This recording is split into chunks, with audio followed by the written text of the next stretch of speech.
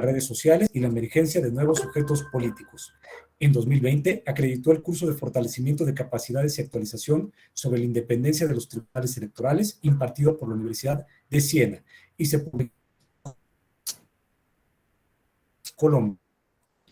Es profesor de tiempo libre de la Facultad de Derecho de la Universidad Autónoma de Querétaro y es también profesor de la Facultad de Derecho de la Universidad Iberoamericana, así como de la Escuela Federal de Formación Judicial. Autor de artículos y reseñas en diversas revistas, ha realizado diversas obras publicadas, entre ellas se encuentra publicada por la editorial Tirant Lo Blanche, el libro Tópicos Electorales, que se coordinó con el doctor Santiago Nieto Castillo, también la obra Centenario Constitucional México y Querétaro, coordinada con el doctor Enrique Rabel García, y el proceso electoral 2014-2015, una visión desde lo local. Su último libro publicado es Derecho Procesal Electoral Queretano, articulista en diversas revistas. Entre los años 2014 y 2020 fue consejero electoral del Consejo General del Instituto Electoral del Estado de Querétaro y desde septiembre de 2020 nos honra ocupando el cargo de profesor investigador en la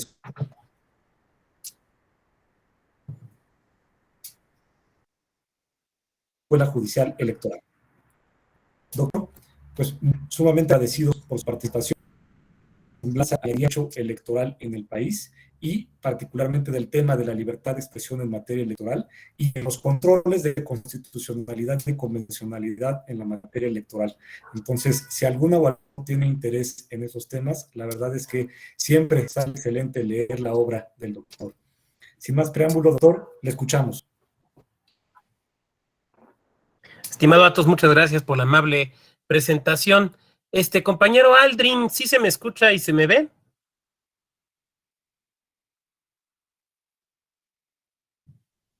No, no la veo. A ver, compañera Michelle Marcela, ¿sí se me escucha y se me ve correctamente? ¿Sí? Perfecto, muchas gracias. Bueno, pues agradezco mucho la amable presentación de Atos, desde luego la invitación del doctor Alfonso Herrera para estar con ustedes platicando hoy acerca de estos temas de justicia constitucional y justicia electoral.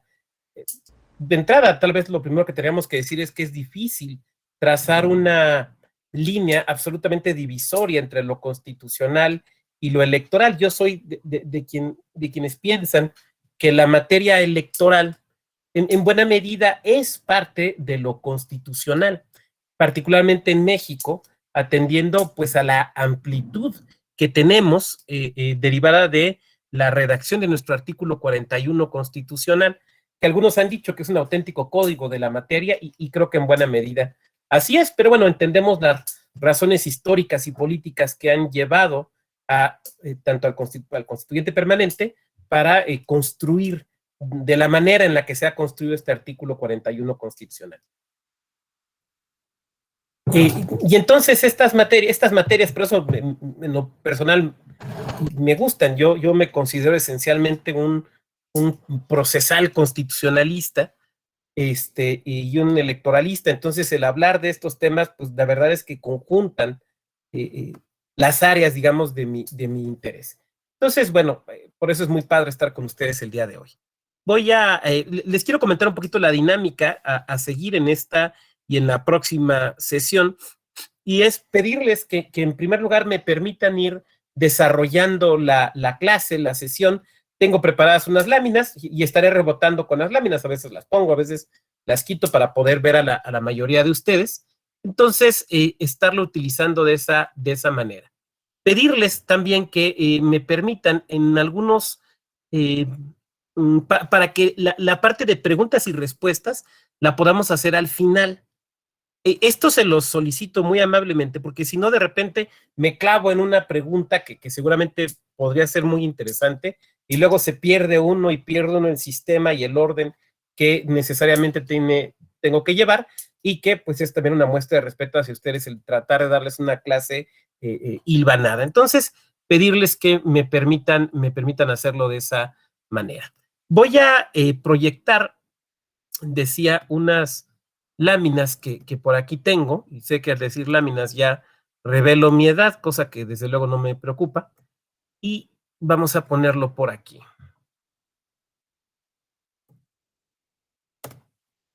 Listo, muy bien. Compañero Cristian, ¿se ve la presentación? ¿Sí se ve? Sí, perfecto, muchas gracias. Competencias de la Corte, de nuestra Suprema Corte de Justicia de la Nación en materia electoral. Control abstracto, contradicciones de tesis y consulta popular. Un tema muy interesante, ¿no? Sobre todo en vistas a las, por ejemplo, la resolución de ayer, aunque no tiene que ver con consulta popular, sino que tiene que ver con revocación de mandato.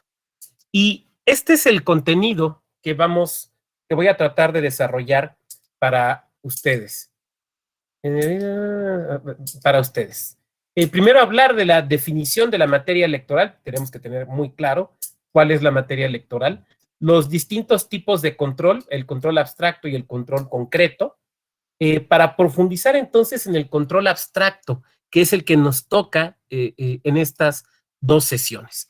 El control abstracto que se manifiesta en México en las acciones de inconstitucionalidad, y vamos a hablar de él, la naturaleza de ese control, cuál es el objeto de control, el criterio de control, el órgano de control, el procedimiento del control y el resultado del control, que voy a explicarlo por qué estoy tomando estos criterios.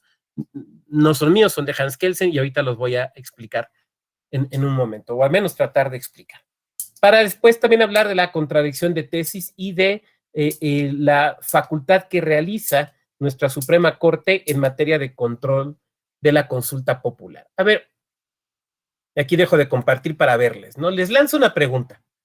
En México,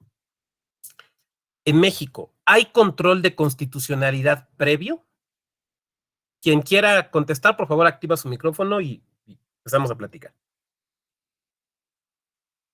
En México, ¿hay control de constitucionalidad previo? Adelante, Miguel Antonio. Sí, gracias, profesor. Buena tarde a todas y todos. Refiriéndose a control previo, quiero entender qué es un control antes de que entre en vigor la norma, ¿así es? Bueno, antes de que el acto impugnado tenga plena validez.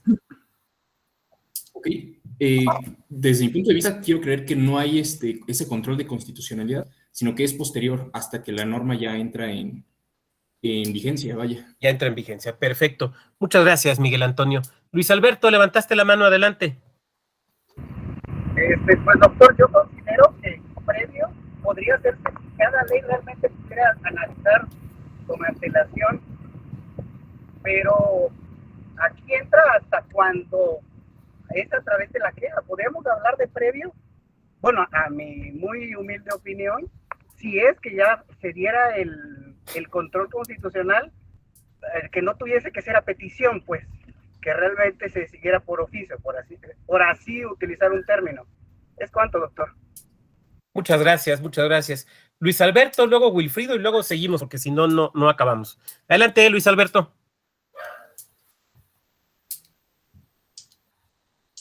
Te escuchamos, Luis Alberto, nada más activa tu micrófono.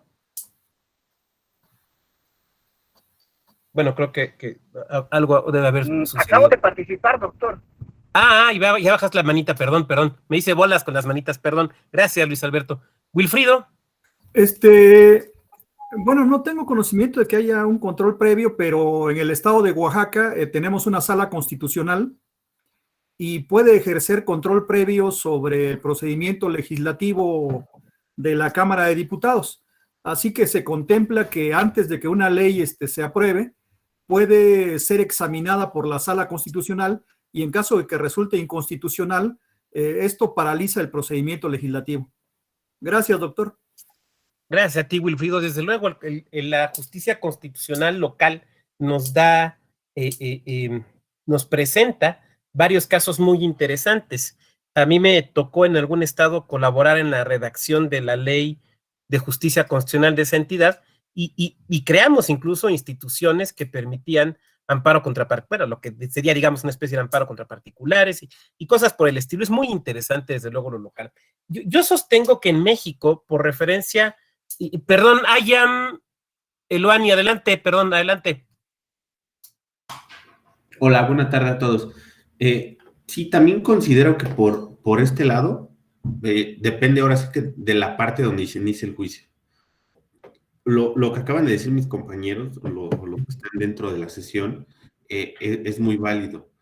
pero hay muchos órganos, por ejemplo, el Poder Judicial, los juzgados de distrito, llevan un control previo de constitucionalidad. Cuando entran al fondo del asunto y detectan que hay una inconstitucionalidad o es un tema de expresión directa de la Constitución, esa competencia, pues ahora sí que se va a un colegiado, el colegiado delega la competencia y lo manda a la Corte. Lo que comentaba Wilfrido también es muy válido. La justicia constitucional local ya está establecida en varios estados, no en todos, pero con respecto a sus constituciones locales. Cuando ese tipo de conflictos no llegan a resolverse, pues llegan hasta la Corte. Lo que se trata de hacer con este control constitucional previo es que ya la mayoría de los conflictos pues ya no lleguen directamente a la Corte. La Corte ha delegado competencias a través de 2 contradicciones de tesis, en las cuales pues muchos órganos ya pueden establecer dentro de sus facultades llevar un control previo de constitucionalidad respecto de sus leyes. Eso es todo. Muchas gracias, compañero. Si entendemos el control previo como aquel que se ejercita antes de que el acto sea perfeccionado y fuera de la inminencia del mismo, cuando el acto no existe como tal, a mí me parece que en México tenemos 2 ejemplos de control previo de constitucionalidad. Uno es justamente el que ejercita nuestra Suprema Corte de Justicia de la Nación cuando hablamos de la consulta popular, porque como sabemos, la Corte revisa la constitucionalidad de la pregunta, del tema en primer lugar, perdón, y en segundo lugar, de la pregunta. Y otro mecanismo de control de constitucionalidad previo lo tenemos, y de eso me acaban de publicar en la revista de Investigaciones Jurídicas de la Escuela Libre. Eder, si me ayudas con tu micrófono, por favor, Eder. Gracias, Eder. Que es el control previo que ejerce el INE y en su caso la Sala Superior respecto de difusión de propaganda gubernamental en periodo de campañas. Entonces, a mí me parece que en México sí tenemos mecanismos de control constitucional previo. Sé que si nos vamos a los libros de la materia, normalmente nos van a decir que eso no existe en México, pero la verdad es que estas 2 figuras al menos sí me hacen afirmar que en México tenemos control constitucional previo, con características muy interesantes, como lo veremos el día de mañana, cuando la Corte ejerce el control de constitucionalidad en materia de consultas populares, no hay proceso judicial, no hay litigio, no es una facultad materialmente jurisdiccional, no lo es. Cuando el INE ejerce una facultad de autorizar propaganda gubernamental en época de campañas, tampoco estamos en presencia de un litigio, porque no hay contención, no hay litigio. Y si no hay litigio, bien lo sabemos, no hay ejercicio de la potestad jurisdiccional. Entonces, fíjense qué interesante. Los mecanismos de control previo de nuestra Constitución están muy vinculados a su ejercicio, sí a petición de parte, pero no en un litigio, no como una facultad jurisdiccional. Entonces, lo que estoy tratando de decir con esto es que este panorama que debemos de brindar o de tener claro es un poquito más complejo de lo que normalmente se nos ha venido enseñando. Entonces, vamos a comentar aquí algunas cosas que probablemente ya conozcan y entonces simplemente articular un poquito los conceptos, pero también probablemente vayamos a comentar cosas que no se encuentran en lo que tradicionalmente hemos venido estudiando. Cuando tenemos que hablar de las facultades de la Corte en materia electoral, creo que lo primero que tenemos que hacer es definir qué es la materia electoral. Definir cuándo estamos en presencia de la materia electoral. Y esto puede parecer sencillo, tiene casos muy claros, pero tiene otros que son, digamos, nebulosos, los linderos de la materia electoral con otras materias como es la constitucional en sentido estricto o la administrativa, incluso en ocasiones la penal, no son absolutamente claras y diáfanas, si me permiten decirlo de esa manera. Esto obligó a que la Corte, a que el Pleno de nuestra Corte estableciera esta tesis en el año 2007, la 125, de rubro materia electoral, definición de esta para efectos de la procedencia de la controversia constitucional.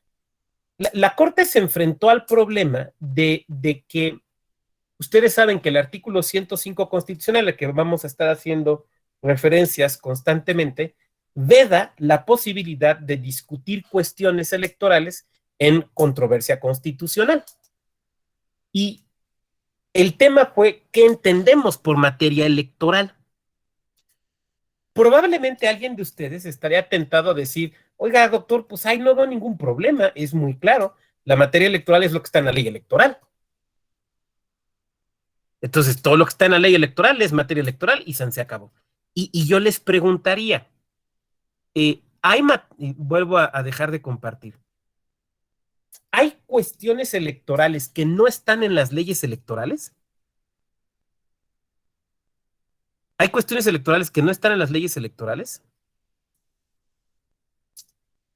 Bueno, lo acabamos de ver con la muy reciente sentencia de Sala Superior, ¿no? Ciertas cuestiones que nosotros considerábamos de estricto derecho parlamentario son electorales a pesar de que no estén en la legislación electoral. Jorge, ¿querías hacer algún comentario? Jorge Rodrigo, adelante.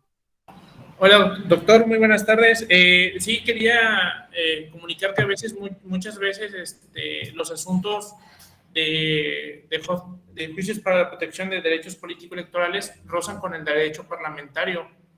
Ahí hay una controversia. También hay, en ocasiones, me ha tocado ver muchos asuntos aquí en el estado de Veracruz, en el Tribunal Electoral, el caso de los agentes y subagentes municipales, que no está previsto en la ley, pero ahí se intenta velar por el desempeño del cargo público para el que fueron elegidos los agentes y subagentes municipales. Esos son los ejemplos que podría aportar, por así decirlo. Muchas gracias, Jorge. ¿Estás ahí en el TED? No, litigo por fuera. Ah, ok, ya, gracias, perfecto. Y Jorge tiene razón, por ejemplo, en aquellos estados donde la elección de delegaciones, ayudantías, sindicaturas, presidencias de comunidad, pueden dar lugar a una impugnación en materia electoral y sin embargo, normalmente los procesos de elección en esas unidades submunicipales, si me permiten decirlo así, no están en la ley electoral, están en reglamentos que expiden los ayuntamientos y en las leyes orgánicas municipales. Les voy a poner otro ejemplo. A ver, para ser candidato o candidata a un cargo de elección popular, el primer requisito que tienes que cumplir es una cierta residencia. ¿Estamos de acuerdo? De 3 años, de 6 años, como sea, dependiendo la legislación.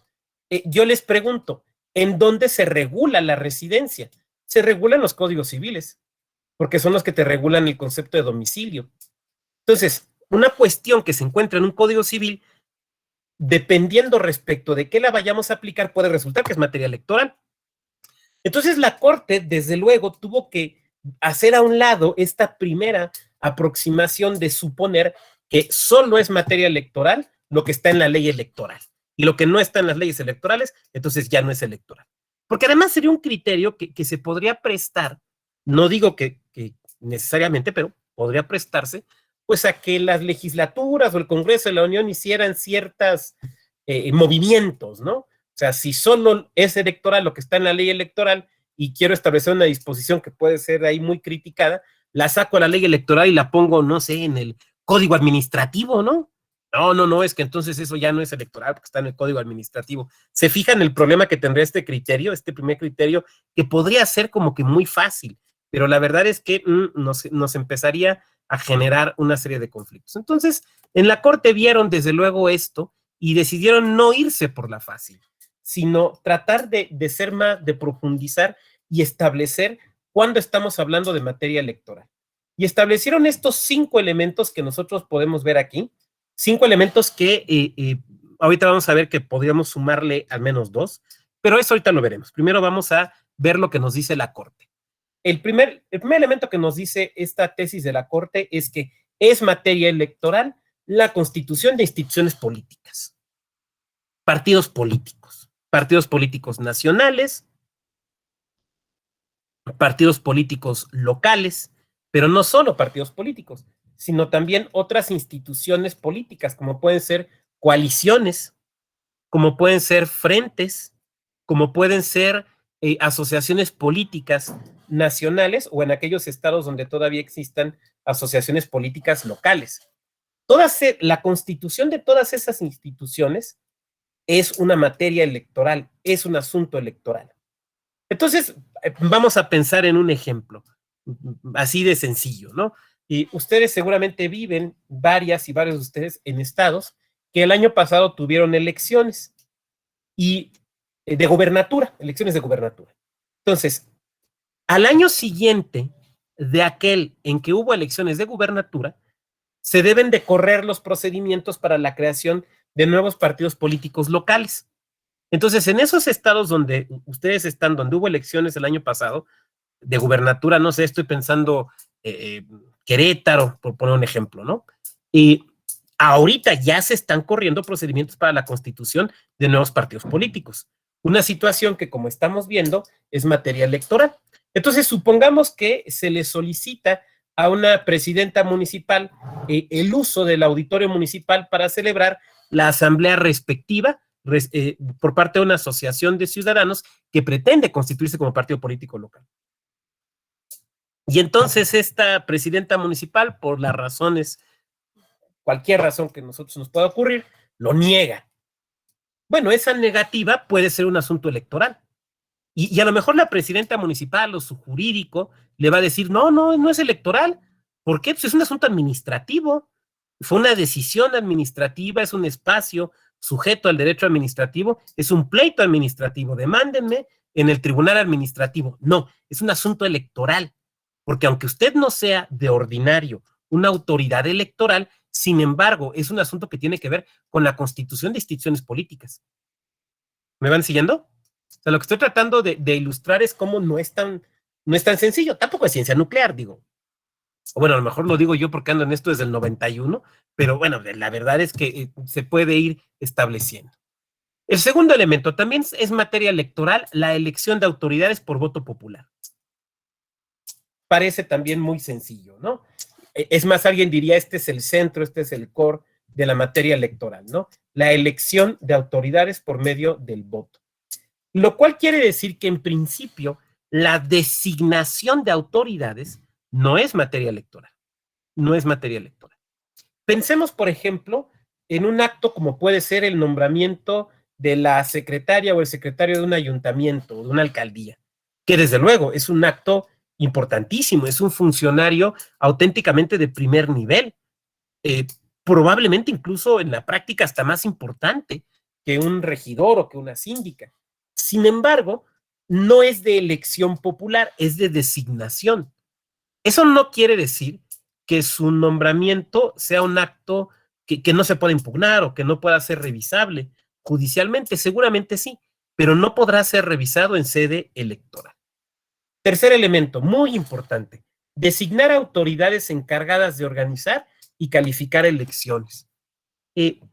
Athos recordaba que en mi otra vida fui consejero electoral en el Instituto Electoral del Estado de Querétaro, en el Consejo General. Y todavía más para atrás, pero eso ya no se lo comenté a Athos, fui consejero distrital del INE. Y me acuerdo cuando me nombraron consejero electoral, me felicitaban, ¡ay, felicidades! ¿No? Ya va a ser consejero por 6 años.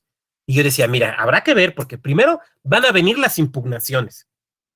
Van a venir y es de cajón, o sea, te nombran consejero, te nombran consejera, te nombran magistrado, magistrada, y sabes que van a venir las impugnaciones. Ese es de cajón.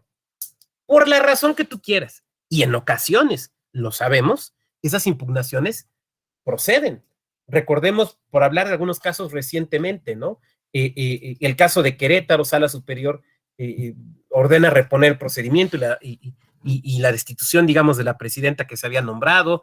Exactamente, Vicente. Por otro lado, pasó lo mismo en Chihuahua, respecto de Puebla, también se ordenó reponer el procedimiento al Senado porque había nombrado magistrado cuando tocaba magistrada. Entonces, son casos que suceden, porque a lo mejor alguien de ustedes me podría decir, ay, ¿a poco sí se caen luego las consejerías o las magistraturas? Sí, luego sí se caen. Sí se caen. O sea, sí sucede. No estoy diciendo que en todos los casos, pero estoy diciendo que ahí hay una posibilidad. Y aunque uno como contendiente o una como contendiente al cargo haya hecho todo bien y cumpla los requisitos, si el procedimiento fue mal desahogado, pues ahí tienes ese riesgo. Entonces, lo primero que yo decía es, pues habrá que ver las impugnaciones. Y después de las impugnaciones, habrá que ver si no nos alcanza una reforma electoral. porque pues ustedes saben que llega una reforma electoral y te pueden haber nombrado para 20 años y vas para atrás. Esto de ser consejero o consejera local, magistrado o magistrada local, perdón, es un poco como ser entrenador de la selección. O sea, firmas un contrato por 5 años, pero sabes que pierdes 3 partidos y pues ya estás con la maleta hecha, ¿no? Entonces aquí en la materia electoral, que siempre andamos con la idea de que venga una reforma, pues te puede alcanzar una reforma en cualquier momento. Pero lo que estoy tratando de ilustrar es que esa designación de autoridades electorales puede ser sujeta o es materia formalmente electoral. El nombramiento de las consejerías del INE, de las magistraturas locales, las consejerías también locales, pero también de otros funcionarios. Yo recuerdo juicios que se han planteado ante el Tribunal Electoral, por ejemplo, por el nombramiento de directores en institutos electorales locales. Y alguien de ustedes me puede decir, ay, pero pues es que no es una consejería. No, pero es una autoridad electoral. Entonces, esas también pueden ser sujetas de impugnaciones. Por ejemplo, también el nombramiento de consejerías municipales o distritales, también desde luego pueden ser objeto de impugnaciones porque son autoridades encargadas de organizar y de calificar elecciones. El contender en los comicios, sí, desde luego, nos dice Roberto, las vocalías del INE, sí, desde luego, también, desde luego. El derecho a contender a elecciones, desde luego, eso también es materia electoral. Y esto es muy amplio, muy amplio. Por ejemplo, es materia electoral, hablando de la contención en las elecciones, es materia electoral los requisitos para hacer candidatura, para ser candidato o candidata. Por ejemplo, casos muy interesantes que ha resuelto Sala Superior, que tiene que ver con temas de doble nacionalidad. Respecto de candidaturas de integraciones de mesas directivas de casilla y de consejerías de los soples, ¿no? Por ejemplo. O doble nacionalidad o nacionalidad mexicana, no originaria, sino por naturalización. Recuerdo un caso de Quintana Roo, por ejemplo, muy interesante. A ver, las constituciones locales pueden establecer como un requisito no previsto en la Constitución Nacional que para los cargos locales se requiera ser ciudadana o ciudadano mexicano por nacimiento. Bueno, ese es un tema electoral. Desde luego es un tema donde lo constitucional y lo electoral, pues básicamente es lo mismo, ¿no? Pero digamos que la vertiente de ese aspecto constitucional es una vertiente electoral. Eso es materia electoral. Pero también es materia electoral, hablando de contender en comicios, todo lo que tiene que ver, por ejemplo, respecto a los procedimientos de registros de candidaturas. Por ejemplo, lo que tiene que ver con las candidaturas independientes, los requisitos para ser candidata o candidato independiente, los requisitos. Por ejemplo, hay un caso muy interesante. Voy a dejar de compartir un momento. En algunos estados, estoy pensando Tabasco y Quintana Roo, y si en estos días hubo algún cambio en la legislación, les pido me disculpen si no estoy al tanto de ella, pero en Jalisco, en Tabasco y en Quintana Roo, se establecieron sistemas muy interesantes para la contención de las candidaturas independientes. Se estableció que por cada cargo solo podía haber un candidato o candidata independiente y que si había 2 o más personas que querían obtener esa candidatura, se le iba a dar exclusivamente a la persona que tuviera el mayor número de apoyos, o sea, que tuviera el mayor número de firmas de apoyo. Y yo me acuerdo el caso de Tabasco, y si aquí alguien es de Tabasco, pues a lo mejor en la etapa final de la clase nos lo podrá platicar, ¿no? Pero que había, creo que eran 3 personas que querían ser candidatas independientes y andaban juntando una cantidad de firmas impresionante, porque no era solamente que llegaras al mínimo o que lo rebasaras un poquito por aquello de las firmas que se anulan y las que resultan falsas y demás, que lo rebasaras un poquito, sino, o sea, no nada más tenías que cubrir con el mínimo de la ley, tenías que ganarles a los otros, que los otros también te querían ganar a ti, ¿no? Y entonces, por ejemplo, esto fue impugnado en acciones de inconstitucionalidad y la Corte determinó que había una libertad configurativa, una libertad de configuración por parte de las legislaturas locales, que las legislaturas locales podían establecer ese sistema que, insisto, existió o existe en Quintana Roo y en Tabasco, o podían establecer el sistema que existe en la mayor parte de las entidades, que es distinto. ¿Cuántas candidaturas independientes puede haber? Tantas como ciudadanas o ciudadanos que reúnan el número mínimo de apoyos. ¿Me van siguiendo? Entonces, ahí en una acción de inconstitucionalidad, la Corte determinó que ambos, que no había una obligación de asumir un modelo u otro, sino que había libertad configurativa. Les quiero platicar una anécdota personal. Perdonen que a veces me refiero a anécdotas personales, pero pues no me sé las anécdotas del compañero Rafael Alfredo, ¿no? Me sé las mías. Entonces, pues voy a platicar un poquito de ellas. Pero créanme que todos los casos que les voy a poner aquí, todos son casos reales. No me voy a inventar nada. La materia electoral es tan rica y tan variada que no necesitamos inventar.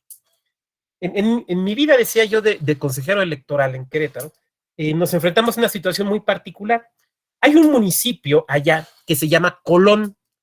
De hecho, entiendo que es el único municipio que se llama así en todo el país. Y es un municipio, era un municipio eminentemente rural, pero se construyó el aeropuerto en el territorio de ese municipio y empezaron a asentarse muchas empresas de la industria aeronáutica en ese corredor. Entonces, Colón empezó a ser un municipio económicamente muy importante y dejó un poco la ruralidad para volverse algo ya, digamos, un poco conurbano. Y en un momento determinado se anunciaron varias personas, como 10, que querían ser candidatas independientes en el lugar. Lo cual nos sorprendió, eran muchas.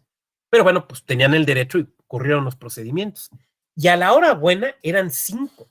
5 obtuvieron, cumplieron los requisitos, por ejemplo, de apoyo ciudadano para contender. Pero además los partidos políticos. Pero además varios partidos que habían hecho coaliciones no las hicieron para ese municipio porque habían hecho coaliciones flexibles. Entonces, al momento de diseñar la boleta, teníamos un severo problema, porque ustedes saben que, que el INE establece un formato para el diseño de las boletas locales, un formato que se tiene que atender, y que normalmente las legislaciones lo que señalan es que en el anverso viene el nombre de la persona candidata a la presidencia municipal y en el reverso las fórmulas de ayuntamiento, incluyendo mayoría relativa y representación proporcional. No nos cabían. En el formato que el INE nos había mandado, en la parte de atrás salían, hagan de cuenta los nombres casi que en Arial 5. No cabían. Entonces, tuvimos que pedirle al INE que nos autorizara a hacer una serie de modificaciones en el formato. Oye, pues, ¿por qué lo quieren modificar? Pues porque hay 5 candidaturas independientes. ¿Y por qué tantas? ¿Cómo por qué tantas? Porque cumplieron con los requisitos. A lo mejor si hubiéramos sido Quintana Roo o hubiéramos sido Tabasco, pues de los 5 hubiéramos dicho, pues el que quedó en primer lugar. Pero no, entonces hubo que hacer una serie de modificaciones. Bueno, todo eso es un asunto de justicia electoral. Por ejemplo, ¿se autoriza o no la recolección en papel de los apoyos ciudadanos? Por ejemplo, ¿se autoriza o no el que puedas tener una candidatura sin que tengas una asociación civil que respalde para efectos de fiscalización? Todos estos temas, entonces, son también, desde luego, materia electoral. Voy a regresar aquí a la lámina. Y yo sé que ahorita que pasemos a preguntas y respuestas, pues a lo mejor la compañera Salma levanta la mano y dice, fíjese que aquí en mi estado nosotros vimos tal y tal cosa. Perfecto, podremos ir aportando también las experiencias que tengamos. Es también materia electoral, y este es importantísimo, el ejercicio de los derechos político-electorales. Eso también es materia electoral. Probablemente quitémosle probablemente, para algunos autores, autoras, incluso magistraturas, este es el centro de la justicia electoral, la tutela de los derechos humanos en materia electoral. O, si queremos vernos ferrayolianos, de los derechos fundamentales en materia electoral. El derecho de votar, de ser votado, la libertad de expresión en materia electoral, la libre asociación en materia electoral, todos esos derechos son asunto materialmente electoral. Temas que tienen que ver, para algunos puede ser el ejemplo más sencillo, ¿no? La cuestión relativa a la obtención de la credencial de elector, que digamos que fue el origen un poquito del JDC, ¿no? Bueno, sí, desde luego, esa es materia electoral. Pero otras cuestiones, ¿no? Por ejemplo, las que tienen que ver con los partidos políticos, el derecho a formar parte de un partido político, el que no te expulsen o te sancionen injustamente de tu partido político, aquel en el que tú milites, si no es mediante un procedimiento que respete las formalidades esenciales del procedimiento, ¿no? Dirían los americanos el due process of law, aunque no es exactamente lo mismo, pero bueno, el respeto de todo eso. Entonces, el ejercicio del cargo, por aquí nos recordaba una compañera, desde luego, todo eso tiene que ver con el ejercicio de derechos político-electorales, que me parece está en el centro de la reciente decisión de Sala Superior.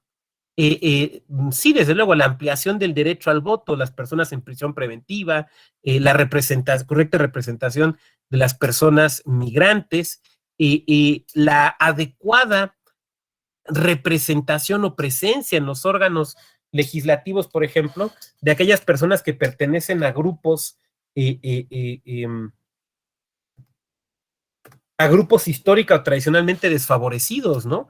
Estoy pensando en la comunidad LGBTIQ, estoy pensando desde luego en las luchas respecto de la paridad, pero estoy pensando en otros temas, ¿no? Hay un tema que a mí me parece fundamental, que tengo un tiempo trabajándolo, que es la agenda gerontológica de la democracia mexicana. O sea, el tema de los derechos político-electorales de las personas adultas mayores y la manera en la que los ejercen. Alguien me dirá, pues, ¿cuál es el problema, no? Las personas adultas mayores, los abuelitos, porque así dicen, ¿no? El estereotipo. Hasta en la prensa sale, ¿no? Van a hablar de personas adultas mayores y los abuelitos. No, perdón. No todas las personas adultas mayores son abuelitos. Eso es un estereotipo. Y como todo estereotipo debe ser desterrado. Pero pensemos en algo. Hay datos empíricos que nos señalan que las personas adultas mayores se enfrentan a problemas prácticos para el ejercicio de sus derechos político-electorales. Alguien me levanta la mano y me dice, oiga, pero son los que más votan. Depende hasta qué tema, hasta qué edad. Hasta los 65, sí. Después empieza a caer. Pero además, con otro elemento que a mí me parece el fundamental. A ver, hay datos duros que en México nos señalan que las personas adultas mayores de 60 y más son muy susceptibles a encontrarse en una situación de posible desventaja por cuestiones económicas, por cuestiones físicas o de salud. Eso las hace altamente susceptibles de la compra y la coacción del voto. Yo preguntaría, y es una pregunta que lanzo, en aquellas entidades en las que están ustedes, ¿qué acciones afirmativas se han tomado o qué medidas se han tomado para evitar que los grupos de las personas adultas mayores sean susceptibles de compra y coacción del voto? Nada más dejo la pregunta, no es para que me levante la mano y me lo contesten, es para que lo pregunten, es para que ustedes se lo pregunten. Haciendo investigación para un artículo sobre esta materia, me platicaba con alguien de un instituto electoral del área de educación cívica, ¿no? Oye, ¿qué proyectos, qué programas tienen respecto de las personas adultas mayores? Ah, mira, pues tenemos unos cuentacuentos de abuelitos. Así me dijo, de abuelitos. ¿Cómo que de abuelitos? Sí, invitamos a los abuelitos, porque insisto, es el estereotipo, ¿eh? Es un estereotipo que, insisto, tenemos que desterrar.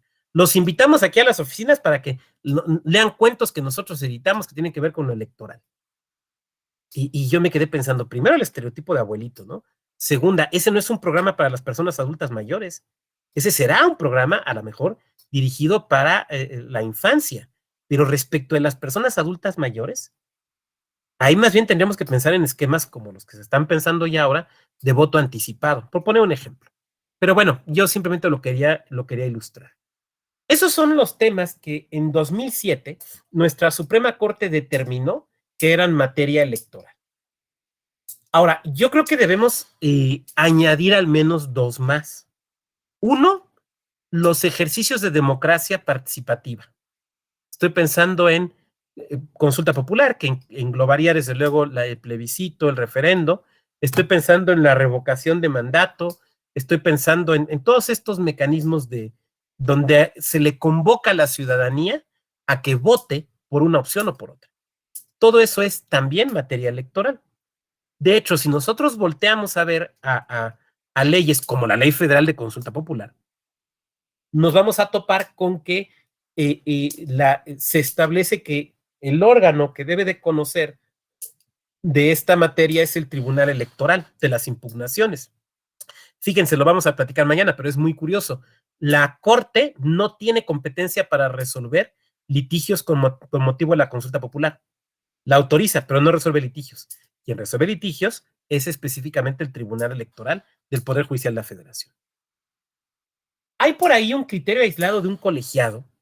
A mí me parece que desafortunado, pero tomen mi observación como la humilde y muy particular observación de un simple profesor, porque el colegiado establece que sí se puede impugnar en amparo cuestiones que tienen que ver con democracia participativa, porque no está contemplado expresamente que sea materia electoral. respetuosamente diré que disiento de estos criterios porque las leyes especiales sí contemplan, o las leyes particulares sí contemplan la competencia de los órganos de justicia electoral para resolver estos asuntos.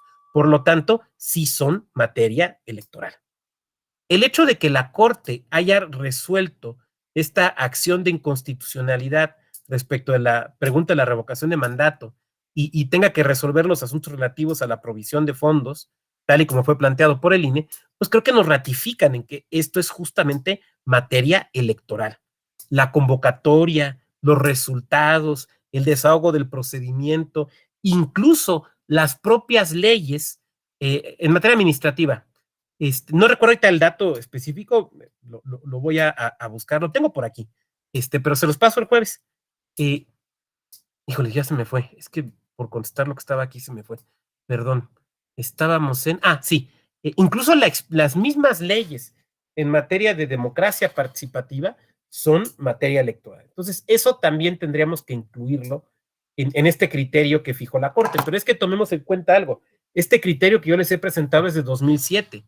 En 2007 no existía a nivel federal las consultas populares ni la revocación de mandato. Ya existían estas figuras en algunas entidades, pero no en lo federal, y pues no se había volteado a ver lo que sucedía en las entidades. Me parece que otro elemento que tenemos que sumar a esto de lo electoral es la violencia política de género, la violencia política en razón del género, que tampoco se visualizaba en 2007, no porque no existiera, sino porque no se había visualizado, no se había tomado con la importancia que tiene que tener.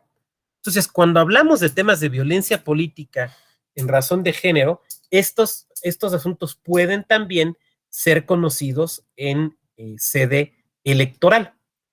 Aquí habría que decir varias cosas. Primera, que esto es muy reciente. Los primeros intentos de juicios, de denuncias, de atender esto, digamos, en sede electoral, datan más o menos de 2015. La reforma es de 2019, si la memoria no me falla. Entonces, esto es realmente es reciente. Entonces, hay muchas cosas que se van asentando, que se van definiendo. Por ejemplo, un tema trascendental ha sido el hasta dónde en sede electoral se puede conocer de violencia política de género que sucede en el seno de un órgano parlamentario. Ese es un tema que pues se ha ido construyendo realmente a golpe de sentencias. Por ejemplo, cuando hablamos de violencia política de género respecto de mujeres que se dedican a la política, pero que no tienen un cargo de elección popular, puede ser violencia política de género, pero no sería competencia del órgano electoral, porque su cargo no fue electo popularmente. Lo cual, insisto, y quiero ser absolutamente claro, no quiere decir que no pueda haber violencia política de género. Sí puede ser que haya. Yo no estoy diciendo si hay o no hay. Yo lo que estoy diciendo es si es o no materia electoral, que es una cuestión radicalmente distinta. Esto me importa mucho que quede claro. Esto último que acabo de tratar de explicar, ¿quedó claro? ¿Sí?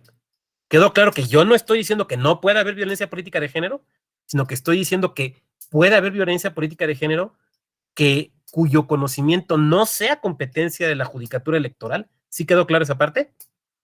Bien, les agradezco. Si hay duda, desde luego, pues tratamos de profundizar en el tema. Muy bien. Entonces, como pueden ver ustedes, es muy amplia la materia electoral. Es muy amplia la materia electoral. Esto llega a tal grado que en ocasiones se nos presentan las autoridades administrativas y las autoridades electorales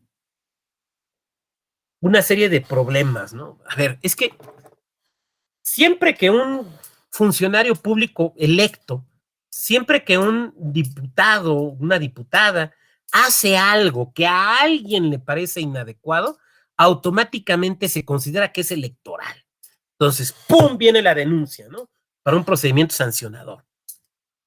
Y yo lo primero que digo es, a ver, es que hubo un mal uso de recursos públicos, denuncia ante la autoridad electoral. Y lo primero que yo digo es, a ver, espérame, ¿cuál es el efecto electoral? No, pues es que mire, el funcionario público mandó comprar, por ejemplo, las típicas, ¿no? Mandó comprar 200,000 rosas para regalarlas en el día de no sé qué.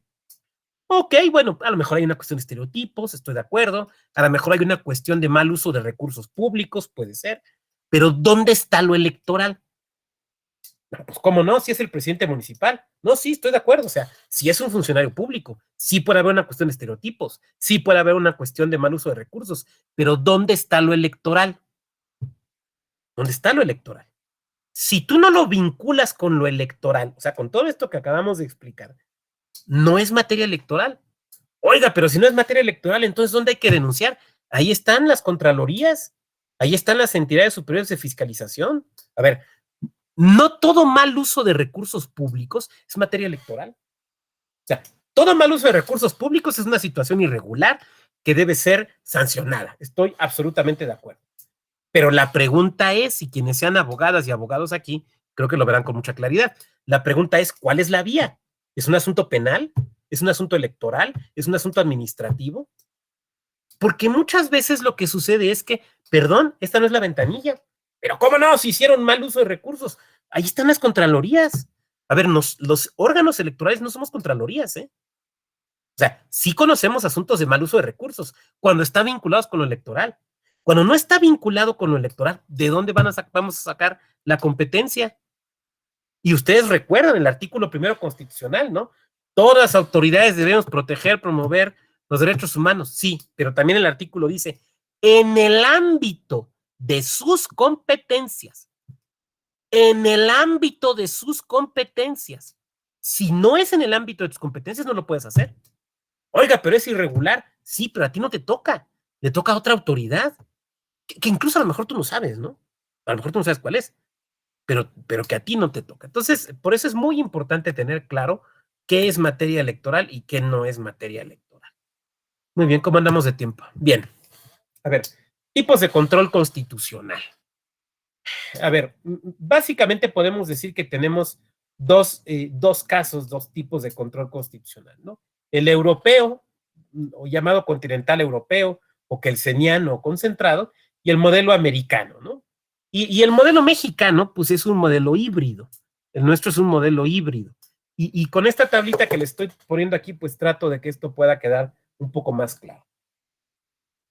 El modelo de control constitucional europeo es un modelo por acción. Debe haber una demanda. Debe haber una reclamación. El modelo americano es por excepción. Tú te defiendes. Y en las excepciones, no en las defensas propiamente, sino en las excepciones, planteas un problema de constitucionalidad. En el modelo europeo, pues hay un órgano especializado. Que en México, por ejemplo, eso sucede con nuestro Tribunal Electoral. O sea, el Poder Judicial de la Federación tiene órganos especializados en el control constitucional y la Corte, por ejemplo, realiza el control constitucional abstracto en materia electoral, pero en materia concreta es el Tribunal Electoral del Poder Judicial de la Federación. En el modelo americano es la justicia ordinaria. En el modelo europeo, el control abstracto tiene efectos generales. Y ahorita voy a explicar esto de control abstracto. Tiene efectos generales. Y por eso se dice, recordando a don Hans Kelsen, por eso se dice que los tribunales constitucionales son legisladores negativos, porque lo que hacen es determinar la inconstitucionalidad de la norma, en su caso, o del acto, o del tratado, por ejemplo, del reglamento, y su expulsión del ordenamiento jurídico. Por eso se dice que son legisladores negativos, porque lo que hacen es un fenómeno derogatorio. Ya sé, desde luego, que modernamente son un poco más que eso, pero estamos explicando los modelos en general. El modelo americano o el modelo concreto, pues sus efectos son solamente entre las partes. Y por último, el modelo mexicano. A ver, el modelo mexicano es un modelo mixto, de acción y excepción. Es un modelo mixto. Es un modelo donde tenemos organismos especializados encargados del control constitucional, pero también hay una judicatura ordinaria encargada del control constitucional. Por ejemplo, para hablar de materia electoral, la Corte, nuestra Suprema Corte, conoce del control constitucional abstracto en materia electoral y del control constitucional concreto puede conocer tanto el Tribunal Electoral del Poder Judicial de la Federación como los tribunales electorales locales. Y déjenme decirles que lo hacen. Yo he visto sentencias de tribunales electorales locales donde hacen control de constitucionalidad sin ningún problema. Sin ningún problema. Realizan control de constitucionalidad. Entonces, esto sucede así. Los efectos, bueno, hay, dependiendo la sede en la que nos encontremos, en el modelo mexicano, hay efectos generales, pero puede haber también efectos particulares o efectos solamente interpartes. Y la realidad es que en México, el juez de constitucionalidad, la jueza de constitucionalidad, la judicatura de constitucionalidad, ya sea en control abstracto o en control concreto, no solamente es un legislador negativo, sino que se convierte también en un legislador positivo. Voy a dejar de compartir para platicar esto, ¿no? Esto último lo he visto mucho, no exclusivamente, pero digamos donde más lo he visto, en asuntos electorales que tienen que ver con pueblos y comunidades indígenas. Por ejemplo, cuando un tribunal electoral local determina la inconstitucionalidad de una norma local por referencia a un caso concreto, la inaplicabilidad, por ejemplo, porque el procedimiento legislativo especial no fue el adecuado. Y digo especial porque ustedes saben que en materia de pueblos y comunidades indígenas se tienen que hacer consultas, ¿no? Entonces, la sentencia del tribunal no solamente dice que hay un problema de inaplicabilidad, sino que además le ordena al órgano legislativo, a veces al órgano electoral, que realicen las consultas. Entonces, no solamente es un legislador negativo, que era la idea que él señala, ¿no? Sino que va más allá porque se convierte en un órgano que no solo deroga, sino que también le dice al a la legislatura, por ejemplo, o en su caso al OPLE, qué tiene que hacer para volver a hacer la norma correctamente.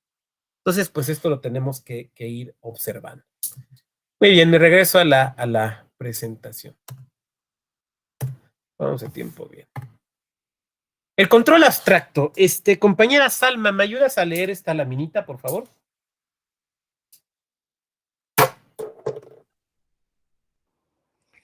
El control abstracto implica una apreciación de la norma impugnada con la abstracción de su aplicación y en su caso concreto. El estudio se realiza contrastando el objeto de la impugnación contra las disposiciones constitucionales o convencionales aplicables. Dado que la apreciación es general, el efecto del control debe tener el mismo alcance. Ahorita lo voy a explicar. Tú misma, ¿me puedes ayudar a leer esta otra, por favor? Se realiza apreciando el objeto del control a la luz de su aplicación, en contraste con las disposiciones constitucionales y convencionales aplicables. Al analizar una situación factiva concreta, los efectos tienen el mismo alcance. Gracias, Alma. Aquí hablamos del control concreto. A ver, cuando nosotros hablamos de control abstracto y control concreto, me parece que la mejor manera de verlo es contrastarlos. En ambos casos estamos hablando de control de constitucionalidad o en su caso de control de convencionalidad. Estamos hablando de eso. La diferencia es que en el control abstracto lo que se está cuestionando es, por ejemplo, una ley y se está diciendo que esa ley per se, por su contenido o por su procedimiento de creación, es una ley deficiente, es una ley acusada de irregularidad jurídica, para usar términos kelsenianos, es una ley inconstitucional por la ley misma, en razón de la ley misma. Cuando hablamos del control concreto, lo que estamos diciendo es que el problema se da a la luz de la aplicación. O sea, el problema de la ley se materializa a la luz de la aplicación de la misma. Por lo tanto, en el control concreto tenemos que apreciar lo que nos dice la Constitución o el Tratado Internacional, lo que dice la ley o el acto reputado de inconstitucional y el acto de aplicación como tal. En el control abstracto no. Voy a dejar de compartir para poner un ejemplo. Supongamos, vamos a poner un ejemplo, que se expide una nueva ley electoral de la Ciudad de México y se establece en esa ley que para ser concejal o concejala de alguna de las alcaldías se requiere la nacionalidad mexicana exclusivamente con motivo de nacimiento. O sea, se excluye la posibilidad de que una mexicana o un mexicano por naturalización acceda a alguna concejalía. Claramente, a la luz de los criterios de la Corte y del Tribunal Electoral, pues sería una norma inconstitucional. O sea, esa parte no es problema. Lo que quiero ilustrar es el momento. Si lo que hacemos es impugnar esa norma porque esa disposición es inconstitucional, lo que estamos diciendo es, no importa el caso de aplicación, no importa si se la quieren aplicar a Jesús Javier o si se la quieren aplicar a Elena, la ley en sí misma es inconstitucional. De igual manera, cuando lo que decimos es que el procedimiento de creación, o sea, el proceso legislativo, no se siguió adecuadamente. Por ejemplo, se sesionó para aprobar la ley sin convocar a la oposición. Por poner un ejemplo, a lo mejor muy burdo, pero el chiste ahorita simplemente es tener claridad. Ya luego entramos a las sutilezas. Entonces, lo que estamos diciendo es que la ley per se es inconstitucional. Que la ley por sí misma es inconstitucional. Y esa inconstitucionalidad en abstracto se puede discutir a partir de la norma misma. Ahora, cuando esto sucede, el acto que tú reputas, la ley que tú reputas inconstitucional, ¿contra qué la vas a contrastar?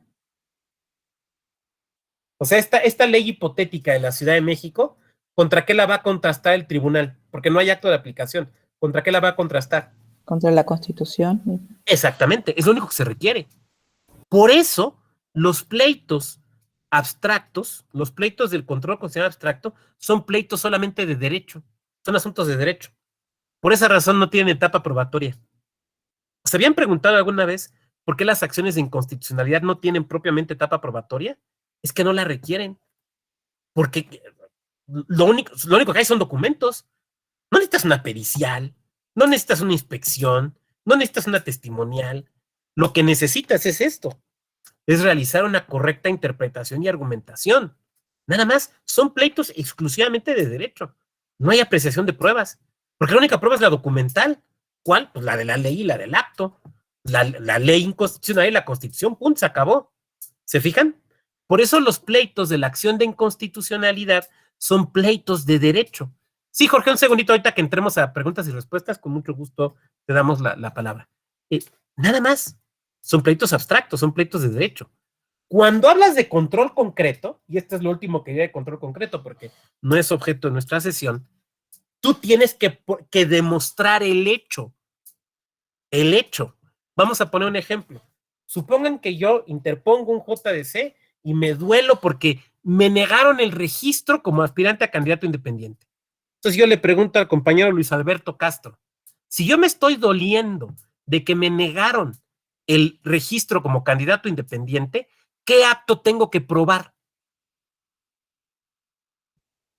¿Qué acto tendré que probar, Luis Alberto?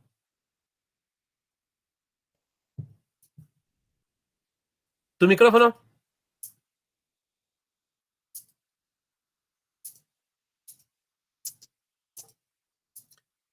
Bueno, adelante, Luis. El que cumplí con los requisitos, digo, que cumplí con los requisitos, sin embargo, no, la respuesta fue negativa. Ok, muy bien, va por ahí, muy bien, gracias, Luis Alberto. Adelante, Noemí. Sí, lo que hay que probar es que se te negó, para empezar. Muchas gracias, Noemí. Entonces yo tendré que probar dos cosas, ¿no? Que lo solicité y que me lo negaron. A ver, aquí está mi escrito, mi oficio, donde yo solicité el registro. Y aquí está la notificación que me hizo la autoridad del acuerdo del Consejo Electoral que me negó. Yo tengo que probar la existencia del acto de aplicación, ¿estamos de acuerdo? Esa es típica que pasa muchas veces en amparo, ¿no? Cuando empiezas a litigar amparo. No, pues sí es inconstitucional, pero no demostró la existencia del acto, palo, ¿no? O viceversa, demuestras la existencia del acto, pero no demuestras la inconstitucionalidad, palo también. Bueno, porque el control abstracto es así. En el control abstracto tú tienes que acreditar el acto de molestia, y es igual en materia electoral, ¿eh? El acto, bueno, o sea, esto que estoy explicando, otras cosas ya. La existencia del acto de molestia y qué derechos político-electorales te están afectando. Entonces, si yo digo, me negaron el registro como candidato independiente, yo tengo que probar que lo solicité. Porque yo no puedo decir ahí, no, pues que no, la materia electoral es de buena fe. ¿Qué no le tienen que creer al ciudadano? ¿Qué no me tienen que creer que yo lo solicité? No, señor, perdón, pero a ver, usted tiene que solicitarlo por escrito. ¿Dónde está su papelito? Es el primer elemento. Permítame poner otro ejemplo muy, muy burdo, si ustedes quieren, pero miren, es que asumo que algunos de ustedes conocen la materia electoral y otros apenas están entrando. Entonces, por eso estoy tratando de ser muy claro. A ver, cuando tú demandas el divorcio, ¿qué es lo primero que tienes que demostrar? La existencia del matrimonio. O sea, no puedes demandar el divorcio si no acompañas el acta de matrimonio, ¿no? Pues aquí es igual, porque estamos hablando de control concreto. Es lo último que diré, insisto, de control concreto, porque no porque no sea relevante, sino es que no es objeto de nuestra sesión. Bueno, entonces esa es la diferencia un poco entre control concreto y control abstracto. Si hay dudas, en unos minutos más, desde luego abriremos el espacio para rebotarlo. El control abstracto, específicamente las acciones de inconstitucionalidad. Lo primero que tenemos que decir aquí es que las acciones de inconstitucionalidad no son un invento mexicano. Ya existían en Europa. Son más bien casi podríamos decir un invento kelseniano. Y en la teoría normalmente se les llama acciones abstractas de inconstitucionalidad. Hay un texto muy bueno. Déjenme ver si lo tengo aquí a la mano. La ventaja de dar clases desde la casa es que aquí tienen los libros, ¿no? La desventaja es que luego se me ocurren al momento y no los tengo preparados. Pero déjenme ver si lo veo aquí. Rápidamente. Sí, aquí lo tengo. Permítanme un segundo. Todo esto, por ejemplo, se explica muy bien en este libro que les recomiendo mucho, que justamente es del jefe de la unidad, ¿no? De Alfonso Herrera. Este espléndido libro, no sé si se vea el nombre, Elementos de Jurisdicción Constitucional. Todo esto se explica con mucha claridad aquí en este libro de Alfonso. A ver. Las acciones abstractas de inconstitucionalidad, como se conocen en la doctrina, como se conocen en Europa y como se llaman también en algunas leyes de justicia constitucional local, desde luego por referencia a las constituciones locales, tienen su naturaleza, su razón de ser, vamos a decir, para no usar una palabra que no le gustaría a Kelsen, estoy tratando que esta clase sea como muy kelseniana, es, digamos, cumplir con estos 4 elementos. Primero, permitir a las minorías legislativas manifestar un problema de constitucionalidad de las normas. A ver, en ocasiones, una minoría legislativa puede darse cuenta de que una ley aprobada por la mayoría, un proyecto aprobado que se está discutiendo por la mayoría y aprobando por la mayoría, tiene problemas de constitucionalidad. Puede manifestarlo incluso en el debate político, pero pues el debate político es eso, es un debate político, entonces puede ser que pierdas la discusión. Entonces, pues, pierdes la discusión, se acabó. Entonces, las acciones de inconstitucionalidad lo que hacen es abrirle la posibilidad a esa minoría legislativa para que combata la ley. Pero ojo, esto es muy importante, sobre todo si alguno de ustedes trabaja para algún partido político. Ojo, las razones por las cuales la va a combatir deben ser razones legales, o mejor diríamos, razones jurídicas. En una acción de inconstitucionalidad, una minoría legislativa no puede decir, o mejor diríamos, no debe decir, es que la ley es inconstitucional porque es inoportuna. Es que la ley es inconstitucional porque va en contra de nuestra declaración de principios. O la ley es inconstitucional porque va en contra de lo que salió en las encuestas que la ciudadanía quería. No, espérate. Todos esos son argumentos políticos, muy válidos, muy atendibles, desde luego, en sede política, en una discusión política.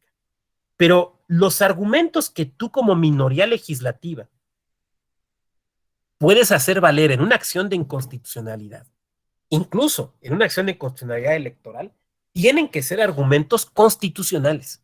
Tú tienes que decir, la ley es inconstitucional o es inconvencional porque, por ejemplo, viola. Sí, Jorge, con mucho gusto te doy la palabra un poquito más adelante. Dame oportunidad de ir avanzando, por favor. Gracias. Tú puedes decir, por ejemplo, la ley es inconstitucional porque viola la distribución de competencias. La ley es inconstitucional porque no respeta estos mandatos respecto a los derechos humanos. Eso es lo que puedes decir, pero la argumentación, insisto, debe ser una argumentación de tipo constitucional. Estas acciones abstractas, este control abstracto, también nos debe de permitir, o debe tener como finalidad, el realizar un control constitucional, muchas veces, la mayoría, posterior a la aprobación de la norma, pero en razón de la norma misma, por un problema de la propia norma, como ya he explicado, que atiende al contenido de la misma o al procedimiento de creación. Y ahorita lo voy a tratar de explicar kelsenianamente. Por lo mismo, contribuir a la separación de poderes respetando competencias. Por último, prevenir litigios en los que el Estado mexicano sea parte. A ver, esto lo voy a tratar de desarrollar un poco más, voy a dejar de compartir. A ver, cuando se atiende una acción de inconstitucionalidad, una acción abstracta de inconstitucionalidad, parte del parámetro de control puede ser un tratado internacional. Entonces, por ejemplo, cuando hace esto la Corte, nuestra Suprema Corte, puede prevenir que el Estado mexicano sea demandado ante la Corte Interamericana. Tiene esa función, si me permiten decirlo así, previsora, que a mí me parece muy importante. Y creo que todo esto que expliqué lo podemos entender a partir de justamente de las ideas de don Hans Kelsen, que por cierto tuvo una vida interesantísima. Miren, la vida de Kelsen da para una película de acción. O sea, imagínense, le toca la Primera Guerra Mundial, pierden, desaparece el imperio en el cual vivía, luego lo persiguen nazis, casi lo matan en la Universidad de Praga, sale corriendo, tiene que cruzar a Suiza, luego a Inglaterra, luego a Cuba, luego a Estados Unidos. Tiene una vida así como de persecuciones, ¿eh? Lo único que le falta es así como que, para hacer una película así sabrosa, así como un gran amor despechado, ¿no? Para que sí quedara, para que fuera algo así como para que lo interprete Brad Pitt, ¿no? Y entonces ya quedaría una película acá bastante... Pero podemos meterle hasta explosiones. Bueno, hay una anécdota, hay muchas, ¿no? Pero hay una que a mí me gusta recordar, ¿no? Pues sale de Austria, ya se va a dar el Anschluss, lo persiguen los nazis, porque aunque Kelsen no era judío practicante, su abuelo era judío. De hecho, el apellido original de Kelsen no es Kelsen, es Kohn, C-O-H-N.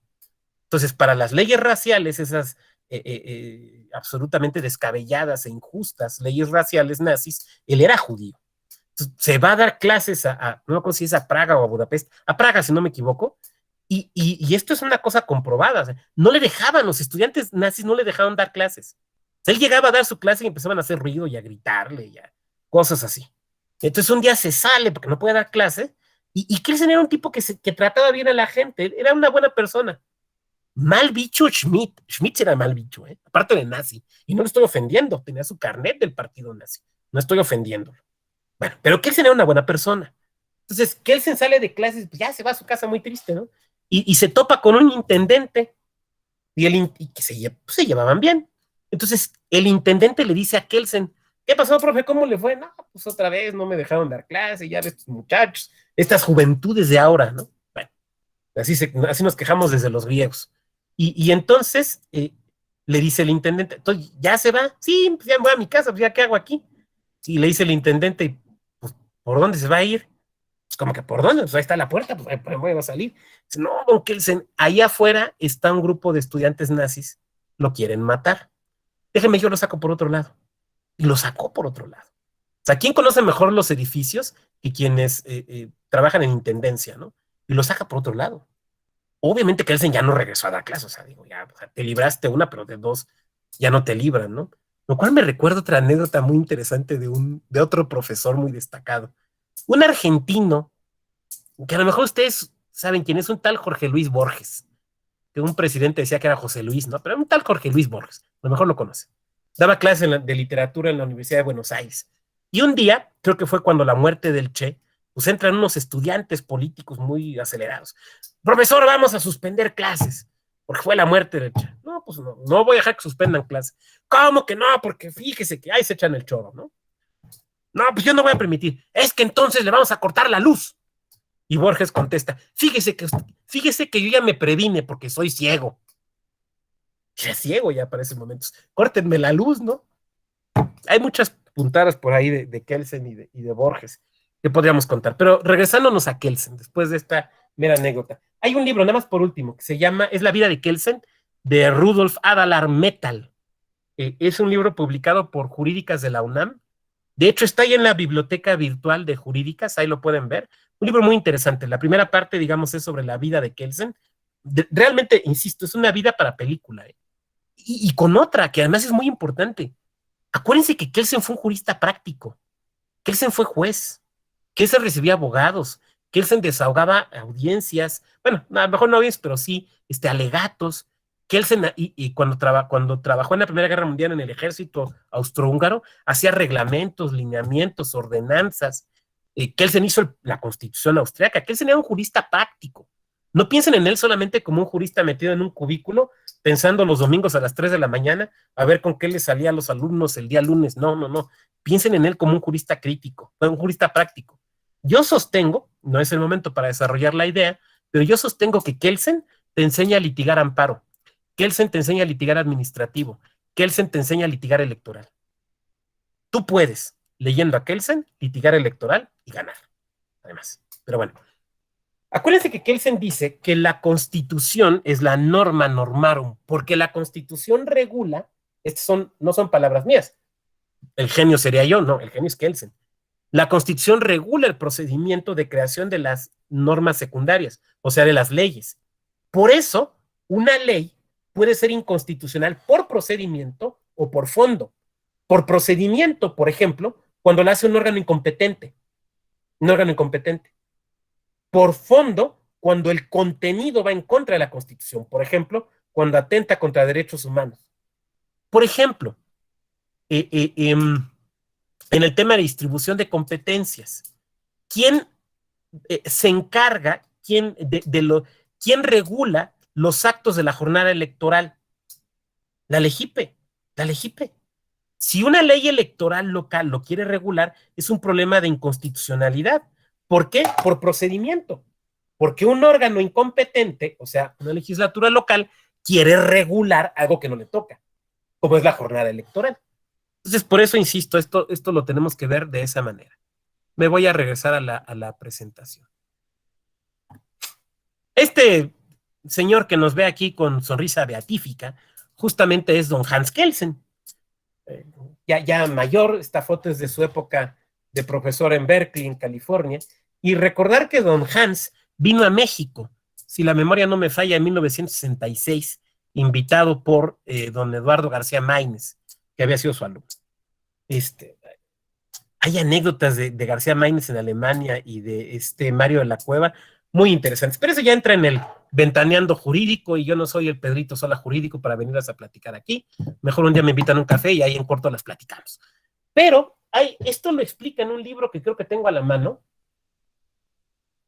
No lo tengo a la mano, pero no importa. Que me parece de los libros más importantes de Hans Kelsen. Claro, todos los libros son importantes. El primero, La doctrina del derecho en Dante Alighieri, el de la comedia. Entonces me dirán, ¿a poco Dante? Sí, porque Dante, como un hombre del primer Renacimiento, era un hombre que lo mismo escribió un soneto, que era embajador de la República de Florencia. Y Dante tiene un libro, yo lo tengo por aquí, los pendientes que tengo por leer. Dante tiene un libro sobre la monarquía. Así como hubo tratados de la República, por ejemplo, Maquiavelo, Tito Livio y todo eso, Dante, el Dante de la comedia, escribió acerca de la monarquía. Y el primer texto de Kelsen, que es su tesis de doctorado, es sobre la teoría del Estado en Dante Alighieri. Imagínense, ¿no? Que alguien de ustedes escribió una tesis, la teoría del Estado o la idea del derecho en Juan Rulfo, en Pedro Páramo, por ejemplo. Puta, ¿no? O sea, si alguien escribe eso, invítenme a la presentación como público, porque qué cosa, la verdad es que maravilla. Pero bueno, don Hans, que nos ve aquí muy sonriente, en un libro que se llama La justicia constitucional, que ha sido varias veces traducido, está en la revista iberoamericana Derecho Procesal, en una traducción, si no me equivoco, de don Domingo García Belaunde, una espléndida traducción, y que aquí en México lo ha publicado Jurídicas de la UNAM en otra espléndida traducción de mi maestro don Rolando Tamayo y Salmorán, para mi gusto, el constitucionalista número 1 vivo en México. en ese libro, La jurisdicción constitucional, entre paréntesis, la justicia constitucional, él establece el análisis a partir de estos elementos que vemos aquí. El órgano de control, el criterio de control, el objeto del control, el procedimiento y el resultado del control. Y en mis textos procesales, el que recordaba Athos de procesal electoral y uno nuevo que va a salir, bueno, un capítulo que me tocó a mí para el Tribunal Electoral, retomo esta división que hace don Hans Kelsen para explicar los mecanismos de justicia constitucional. Bien, ahí vamos. Primero vamos a explicar el objeto del control. El objeto del control es qué puede ser discutido. ¿Qué podemos discutir en ese juicio? Específicamente, ¿qué podemos discutir en una acción de inconstitucionalidad? Y particularmente en una acción de inconstitucionalidad en materia electoral. Primero, leyes, pero leyes en su sentido formal, no en su sentido material. Lo que excluye la posibilidad de discutir en acciones de inconstitucionalidad reglamentos. Desde luego, un reglamento puede ser objeto de control de constitucionalidad, pero no en una acción de inconstitucionalidad. Y también tratados internacionales. Entonces, el objeto del control puede ser leyes o tratados internacionales. Podríamos decir leyes electorales o tratados internacionales que incidan en lo electoral. Y alguien me podría decir, ¿y a poco hay tratados internacionales que inciden en lo electoral? Sí, hay varios. Digo, nada más por citar uno que de cajón te ponen en las demandas, ¿no? El artículo 29 del Pacto de San José, que te habla de derechos político-electorales en el Pacto de San José. La Convención para prevenir y erradicar cualquier forma de discriminación, las convenciones que tienen que ver con los pueblos y comunidades indígenas, las convenciones específicas que tienen que ver con derechos de las mujeres. Entonces sí hay tratados que tienen que ver con lo electoral. Sí los hay. Ese es el objeto del control, o sea, aquello de lo que tú puedes discutir. El criterio del control es contra qué lo vas a comparar. Ese es el criterio del control. A ver, les voy a hacer una pregunta. Ya ven que creo que es en las mañaneras de los lunes, va el director, el director o gerente, no sé cómo se llama el puesto, de la Profeco, ¿no? Y tienen esta sección de quiénes quieren las gasolinas. ¿Quién te da gasolinas de a litro? Ok. ¿Cómo saben que si es un litro de a litro? O sea, ¿cómo saben que en la gasolinería en la que tú cargas todos los días, bueno, no creo que todos los días, a menos que tengas un Ford LTD máquina 351, 8 cilindros del 74, ¿no? Pero en las gasolinerías en las que tú cargas, ¿cómo saben que venden litros de a litro? Don Ricardo Sheffield, el de la Profeco, ¿cómo saben que venden litros de a litro? ¿Cómo saben? Adelante, Jorge.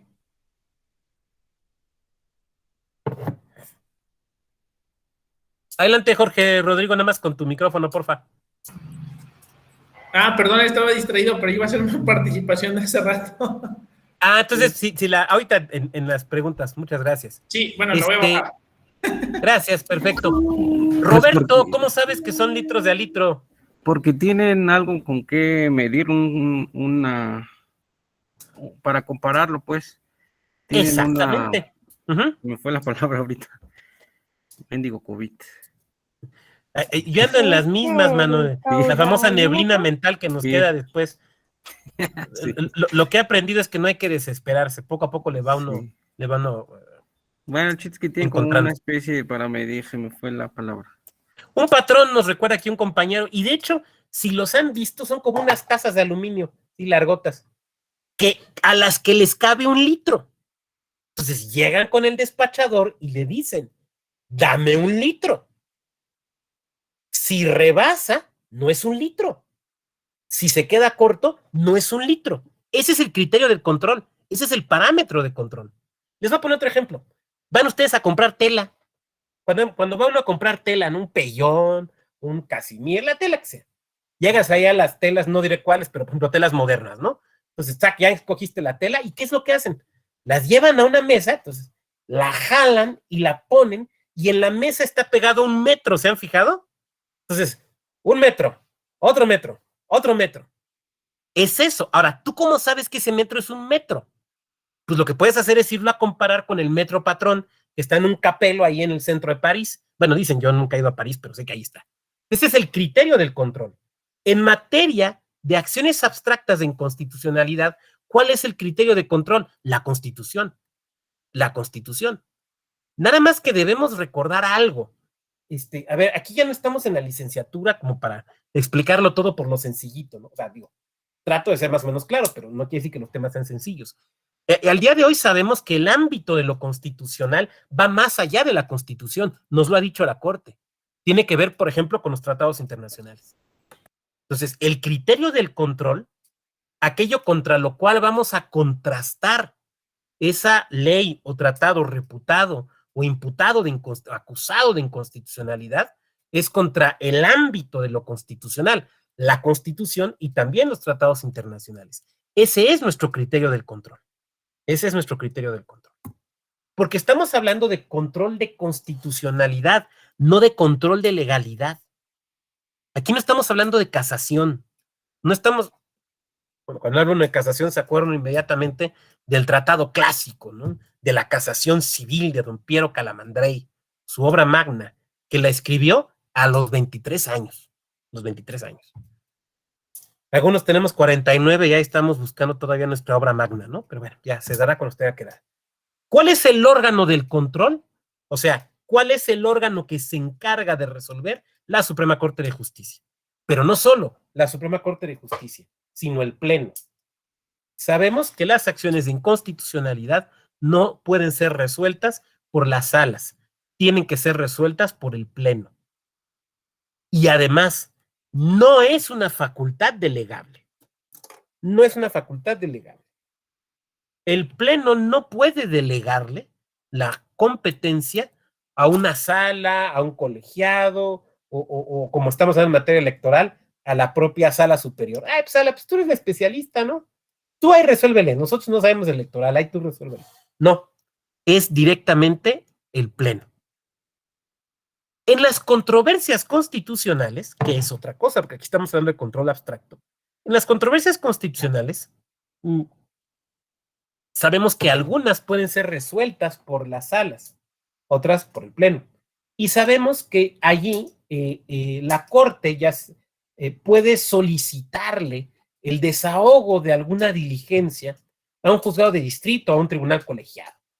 Aquí, fuera de solicitar una notificación, pues la verdad es que no se delega nada, porque ya decíamos que no hay como tal etapa probatoria. Y desde luego, al igual que en las controversias constitucionales, la facultad materialmente jurisdiccional, o sea, la decisión del asunto es absolutamente indelegable. Indelegable. Esta es una regla anancástica, es una regla sin excepción. Entonces no se vayan a despertar el sábado a las 4 de la mañana pensando, híjole, ¿cómo lo hacemos para calificar al mundial? ¿Y en qué supuesto sí se puede delegar? Porque no, esta no es una facultad delegada. El procedimiento del control, o sea, ¿cuál es el camino a seguir? El procedimiento del control, que es, insisto, puro criterio kelseniano. Aquí no me he salido de Kelsen, puro procedimiento, hoy estamos muy kelsenianos. Pero bueno, pues es que aquí me parece que es quien más fácilmente nos ayuda a explicar.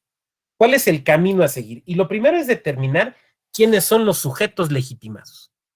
Y lo primero que tenemos que tener claro es que las acciones de inconstitucionalidad, más aún las acciones de inconstitucionalidad, o incluyendo las acciones de inconstitucionalidad en materia electoral, es un pleito entre autoridades. Siempre son pleitos entre autoridades. Aquí no participan particulares. No son sujetos legitimados ni activa ni pasivamente. No tienen legitimación. Podrán tener legitimación en el proceso como autorizados, ¿no? O sea, pues el abogado, la abogada autorizada, pero el pleito es un pleito de autoridades. Eso me parece que nos debe de quedar muy claro. ¿Quiénes son los sujetos legitimados? En primer lugar, el 33% de los integrantes del órgano legislativo que aprobó la ley o el tratado internacional impugnado. O sea, una minoría legislativa, el 33%.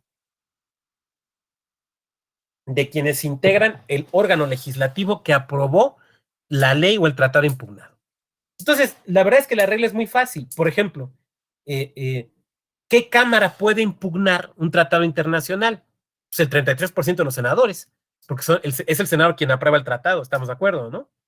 ¿Podría impugnarlo el 33% de los diputados federales? No, porque las diputaciones federales, la Cámara de Diputados, no aprueba los tratados.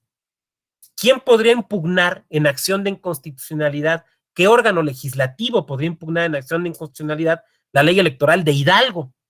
Pues el 33% de la legislatura de Hidalgo, pero no el 33% de la Cámara de Senadores, ni el 33% de la Cámara de Diputados federal, porque no aprobaron la norma. ¿Sí van quedando claro la regla? Me parece que lo podemos entender así. La Presidencia de la República, por conducto de la Consejería Jurídica del Gobierno, que como ustedes saben, es una dependencia de la administración pública que goza de jerarquía de Secretaría de Estado. No lo digo yo, lo dice la legislación.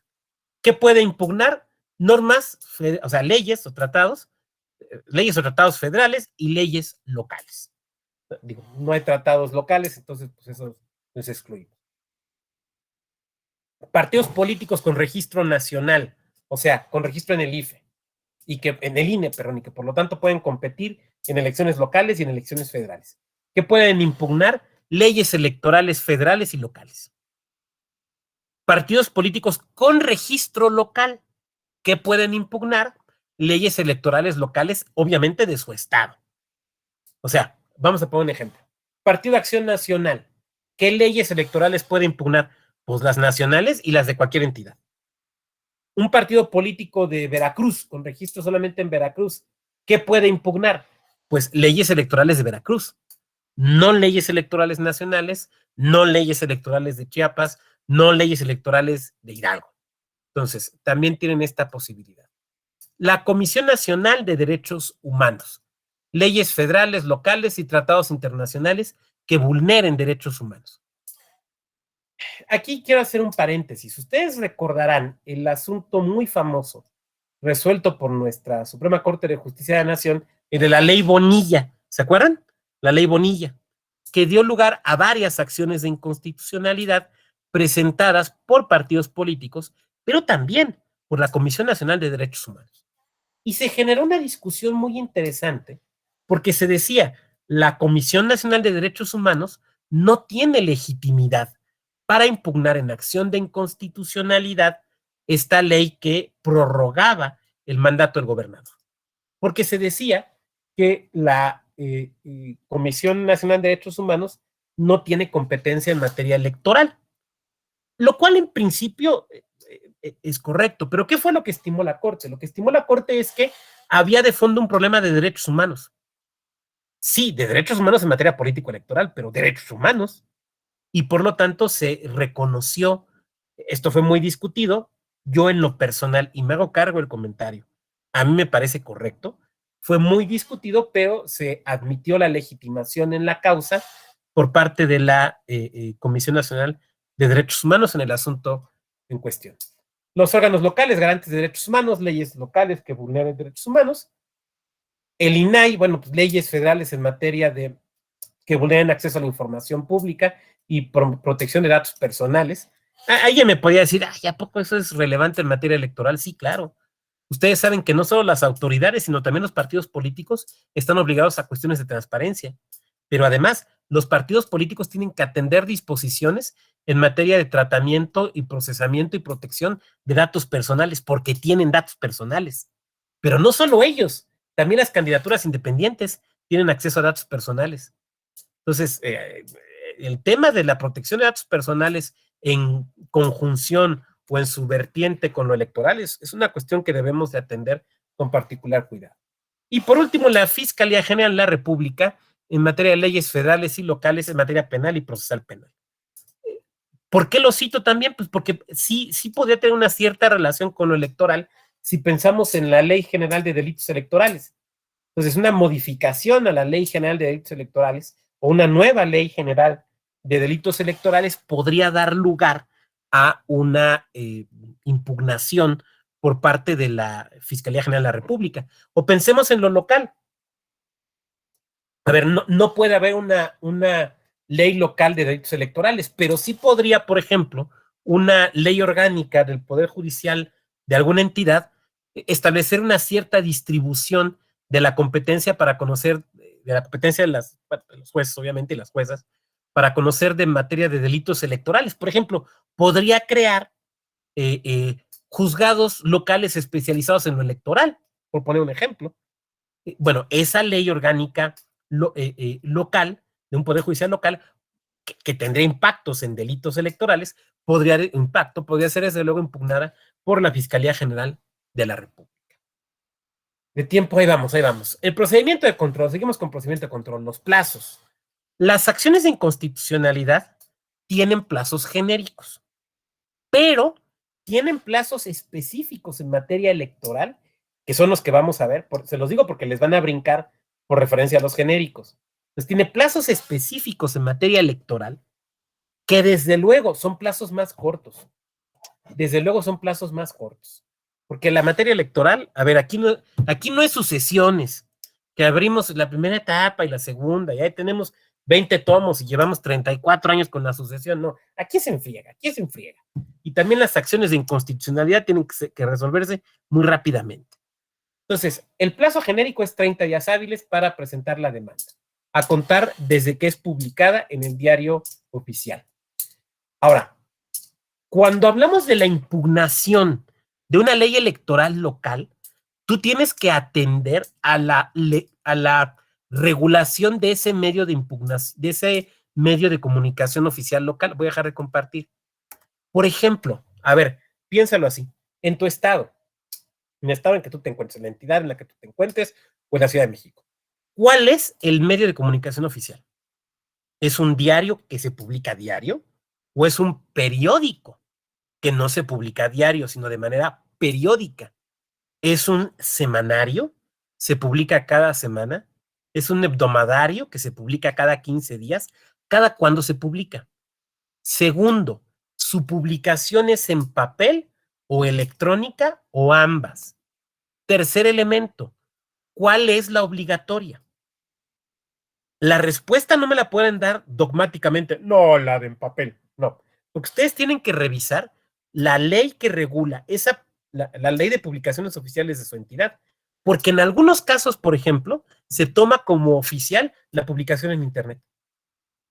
Entonces, si la publicación en Internet se toma como oficial y la publicación en Internet fue hoy, el plazo ya te va a empezar a correr, ¿eh?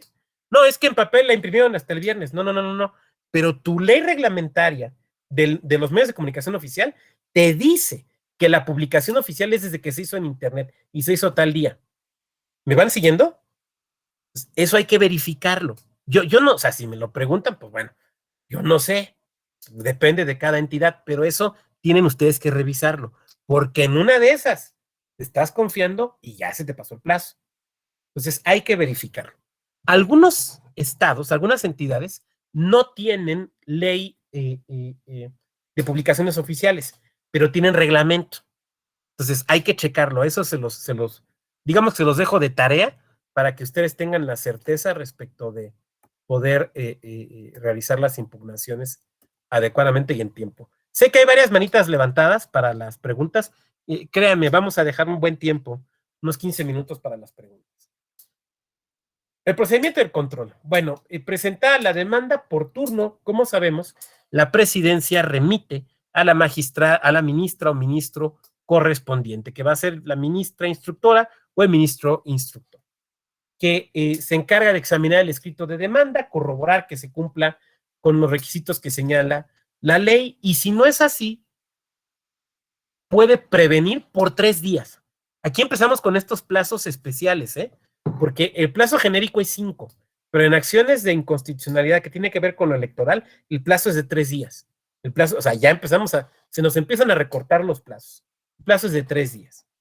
Admitida que sea la demanda, en su caso, porque bueno, pues puede dar lugar a rechazo, se solicita al órgano que emitió y que promulgó que emita un informe, famoso informe justificado. El plazo genérico es de 15 días, pero en acciones de inconstitucionalidad electorales es de 6. Es de 6. Si alguien de ustedes es directora jurídica de alguna entidad, del gobierno de algún estado, o trabaja ahí en alguna de estas dependencias, díganles que tengan cuidado con esto. Si es electoral, el plazo no son 15 días, el plazo son 6. porque insisto, vamos corriendo contra el tiempo. En ese informe, bueno, pues básicamente, ¿qué se deben de dar? Las razones que, ya lo sabemos, ¿no? Las razones que sostengan la constitucionalidad del acto, o en este caso de la ley impugnada, o el tratado. Y desde luego, sabemos que estas razones, más bien, sabemos que el informe no es la oportunidad para justificar o para complementar la indebida motivación. O sea, te tienes que defender con el acto tal y como está. 3. De igual forma, el ministro o ministra instructora solicitará al fiscal general de la República que manifieste su opinión sobre el asunto. Desde luego, esto siempre y cuando no haya sido la Fiscalía General de la República quien interpuso la acción de inconstitucionalidad, porque pues, si no, sería darle una doble oportunidad. En caso de que se impugnen leyes en materia electoral, se podrá solicitar la opinión al Tribunal Electoral. A ver, este es un elemento muy importante. Como estamos hablando de acciones de inconstitucionalidad en materia electoral, el ministro o la ministra instructora le puede pedir a la sala superior, ojo, solo a la sala superior, no a la sala regional especializada, no a ninguna de las 5 salas regionales. Es a la sala superior, le puede pedir una opinión. El asunto se turnará a la sala superior, a la magistratura correspondiente, elaborará la opinión, se someterá a discusión en el pleno, en su caso se aprobará y se remitirá a la Corte. Pero esa opinión que emite sala superior es eso, es una opinión. Por lo tanto, no es vinculativa. Por ejemplo, el típico caso que se impugnan 15 artículos de una ley electoral local y sala superior, dando razones, desde luego, considera que de los 15, 13 sí son constitucionales y 2 no lo son. Como es eso, insisto, una opinión, o sea, una especie de dictamen, claro, un dictamen o una opinión dada por personas absolutamente especialistas en la materia electoral, desde luego, pero es una opinión y no es vinculativa, la Corte puede decir, muchas gracias, vamos a estudiarlo, lo recibe, y aunque la sala superior haya dicho 13 sí son constitucionales, la Corte puede decir, pues fíjate que para mí, y en mi sentencia, que esa ya es, eso es una sentencia, 14 son los constitucionales, o no, nada más 8 son los constitucionales. Entonces, insisto, es una opinión que no es vinculativa. En la práctica, lo que observamos es que el Pleno de la Corte toma con mucho cuidado y analiza con mucha profundidad las opiniones que da la Sala Superior. Porque, insisto, obviamente la Sala Superior está integrada por personas especialistas en la materia electoral. Por eso esta posibilidad de pedir una opinión. Pero no me cansaré de recalcar, es eso, es solamente una opinión. Se otorgará un plazo de alegatos solamente de 2 días. De nueva cuenta, es un plazo para alegar ya ante la Corte, obviamente no ante Sala Superior, sino ante la Corte. De nueva cuenta, es un plazo más corto que el genérico. De nueva cuenta. Se elabora el proyecto, como sabemos, se turna al Pleno de la Corte y bueno, pues ya será la Corte quien decida, apruebe el proyecto, ordene modificaciones, la reelaboración completa del mismo, haga un returno, digo, lo que ya sabemos que puede suceder en el Pleno de la Corte. Y esa sentencia, pues, desde luego tendrá que traer,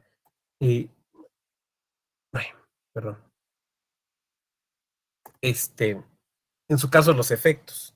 Y como sabemos, se requiere una mayoría calificada para decretar la inconstitucionalidad, una mayoría de 8 votos. Lo acabamos de ver el día de ayer, 8 votos. Lo único que quisiera yo recalcar es que siempre son 8 votos. O sea, no importa, a ver, la Corte tiene que tener 11 ministros y ministras, ¿no? Pero puede suceder que en algún momento la Corte esté integrada por 10 personas, por ejemplo, porque no se haya nombrado un ministro o una ministra faltante, por las razones que ustedes quieran. O que en sesión estén 10 o estén 9. No importa, son 8. O sea, no podemos decir, pues si están 10, de 8 baja 7. Si están 9, pues de 8 baja 6. No. O sea, este es un mandato constitucional. 8 es 8. Es importante que eso nos quede claro. Muy bien, yo quisiera dejarlo por el día de hoy hasta aquí, recordando que tenemos otra sesión para abrir preguntas y respuestas. Tenemos, bueno, no sé si respuestas, y a lo mejor ni siquiera son preguntas, a lo mejor son comentarios. Tenemos a Ayam Jorge, es el momento de levantar la manita también. Entonces ya tenemos a Ayam, a Aldrin, León Centeno. ¿Quién más? Para tener 3. No, Aldrin ya la bajó, ya la subió nuevo. Y Lolja, muy bien, ya tenemos 3, 4, muy bien. Con esto yo creo que podemos empezar. Ayam, adelante, te escuchamos.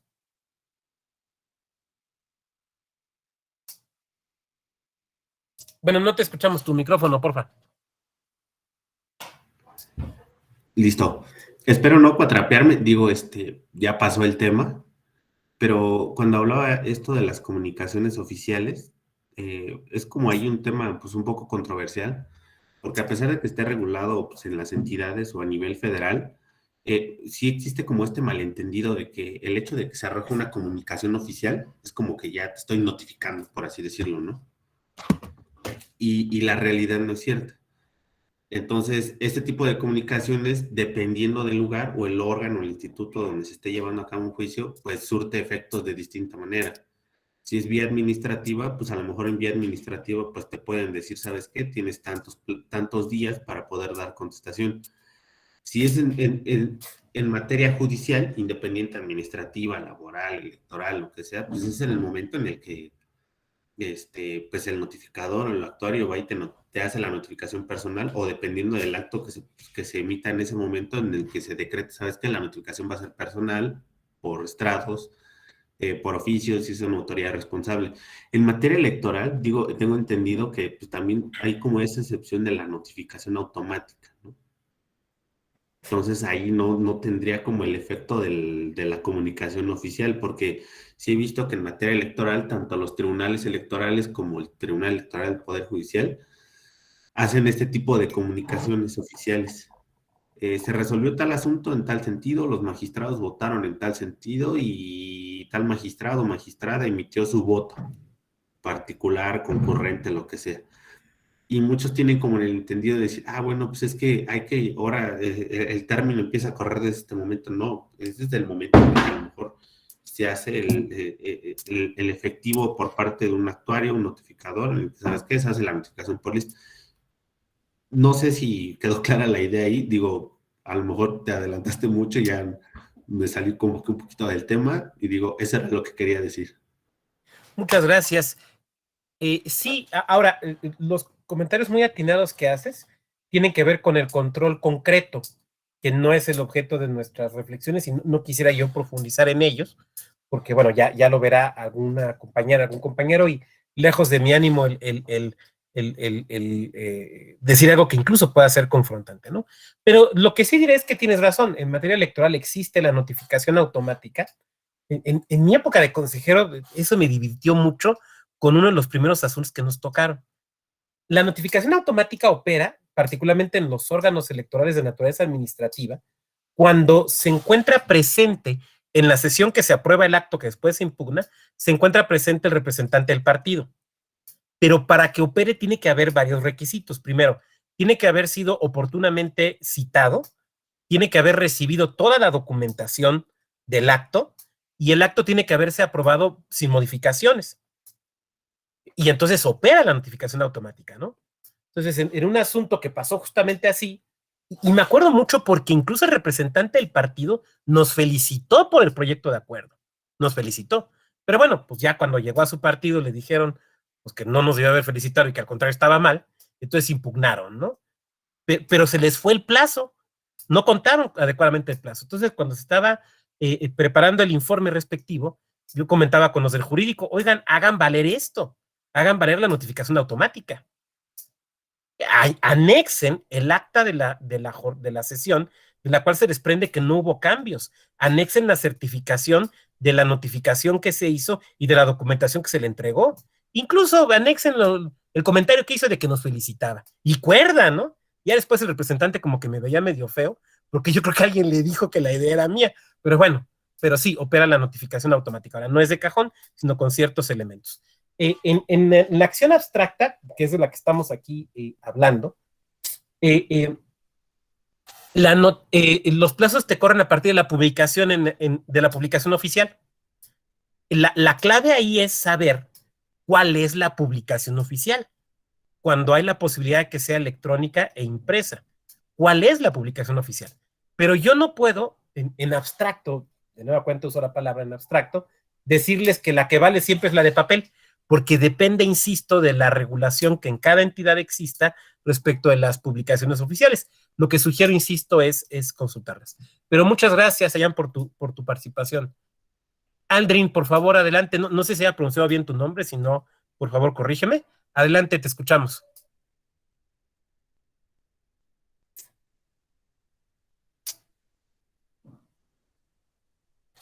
Tu micrófono, Aldrin. ¿Ya ahí me escuchó? Ya, perfecto. Sí, muchas gracias, doctor. Siempre es un gusto escucharlo. Muy buenas tardes a todas y a todos.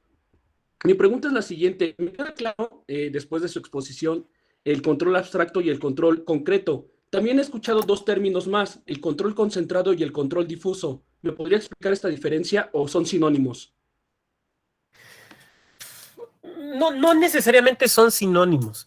Yo diría que la clasificación en control abstracto y control concreto tiene que ver con la naturaleza del control, y que control difuso y control concentrado tiene que ver con es una clasificación que atiende al órgano, a la naturaleza del órgano.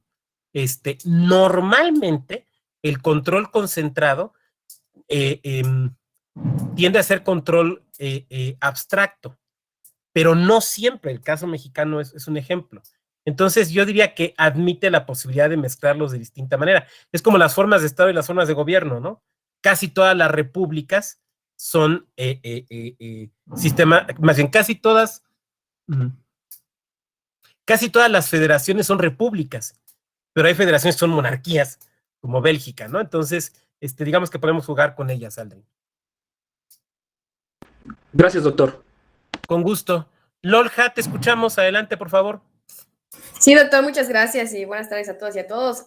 Mi pregunta a lo mejor es demasiado básica, pero cuando mostró a las autoridades que pueden presentar y promover una acción de inconstitucionalidad, me llamó la atención que pues está la CNDH, por antonomasia, vela por derechos humanos, el INAI, pero me llevó la pregunta, o sea, ¿por qué no el INE o los OPLES? ¿No? Si son encargados de proteger derechos de primera generación, pues directamente, y además derechos de segunda y tercera generación, pero ¿por qué estas autoridades no podrían promover una acción de inconstitucionalidad? Cuando dijiste que tu pregunta era básica, me preocupé, porque cuando te dicen que la pregunta es básica, normalmente es una pregunta compleja, y tu pregunta es compleja porque me pides que responda algo para lo cual no tengo una respuesta directa, porque ignoro las razones de por qué no se les otorgó.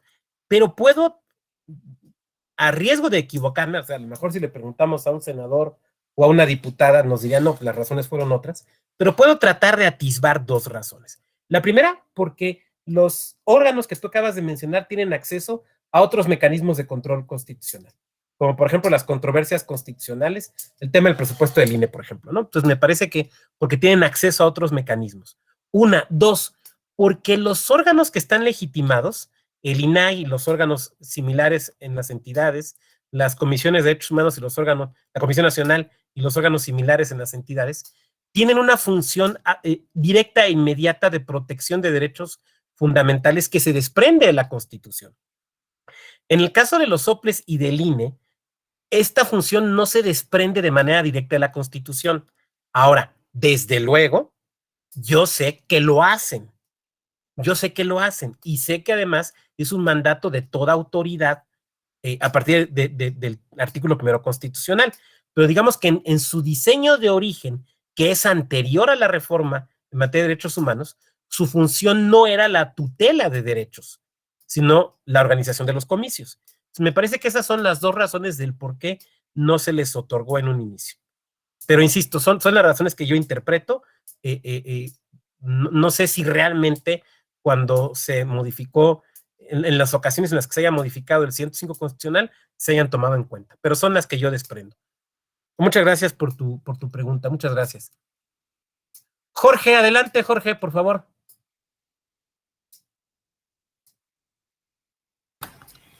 Gracias, doctor. Nada más para hacer dos comentarios. Bueno, en cuanto a una controversia constitucional, la de, en el estado de Veracruz hubo una controversia referente al código electoral. Ahí nosotros remitimos como prueba lo que es un instrumento público en donde se certificaron los estrados del Congreso del Congreso local porque no habían publicado el dictamen. Y generalmente el reglamento te obliga a la comisión que está encargada del estudio a publicar el dictamen previa circulación. Hubo muchas irregularidades en el proceso que no se llevaron a cabo, pero ahí sí generamos pruebas, generamos un instrumento público debido a las formalidades que tenía que seguir el proceso. Perfecto. Y le quería preguntar si tiene algún ejemplo de que en alguna controversia constitucional en materia electoral, la Suprema Corte de Justicia de la Nación, pidiéndole una opinión a la Sala Superior, haya dicho, no, pues ¿sabes qué? Digo que no a tu opinión. Gracias. Respecto a tu pregunta, bueno, en controversias constitucionales no tenía que ser en acciones de inconstitucionalidad. De momento no recuerdo así una precisa, pero sí.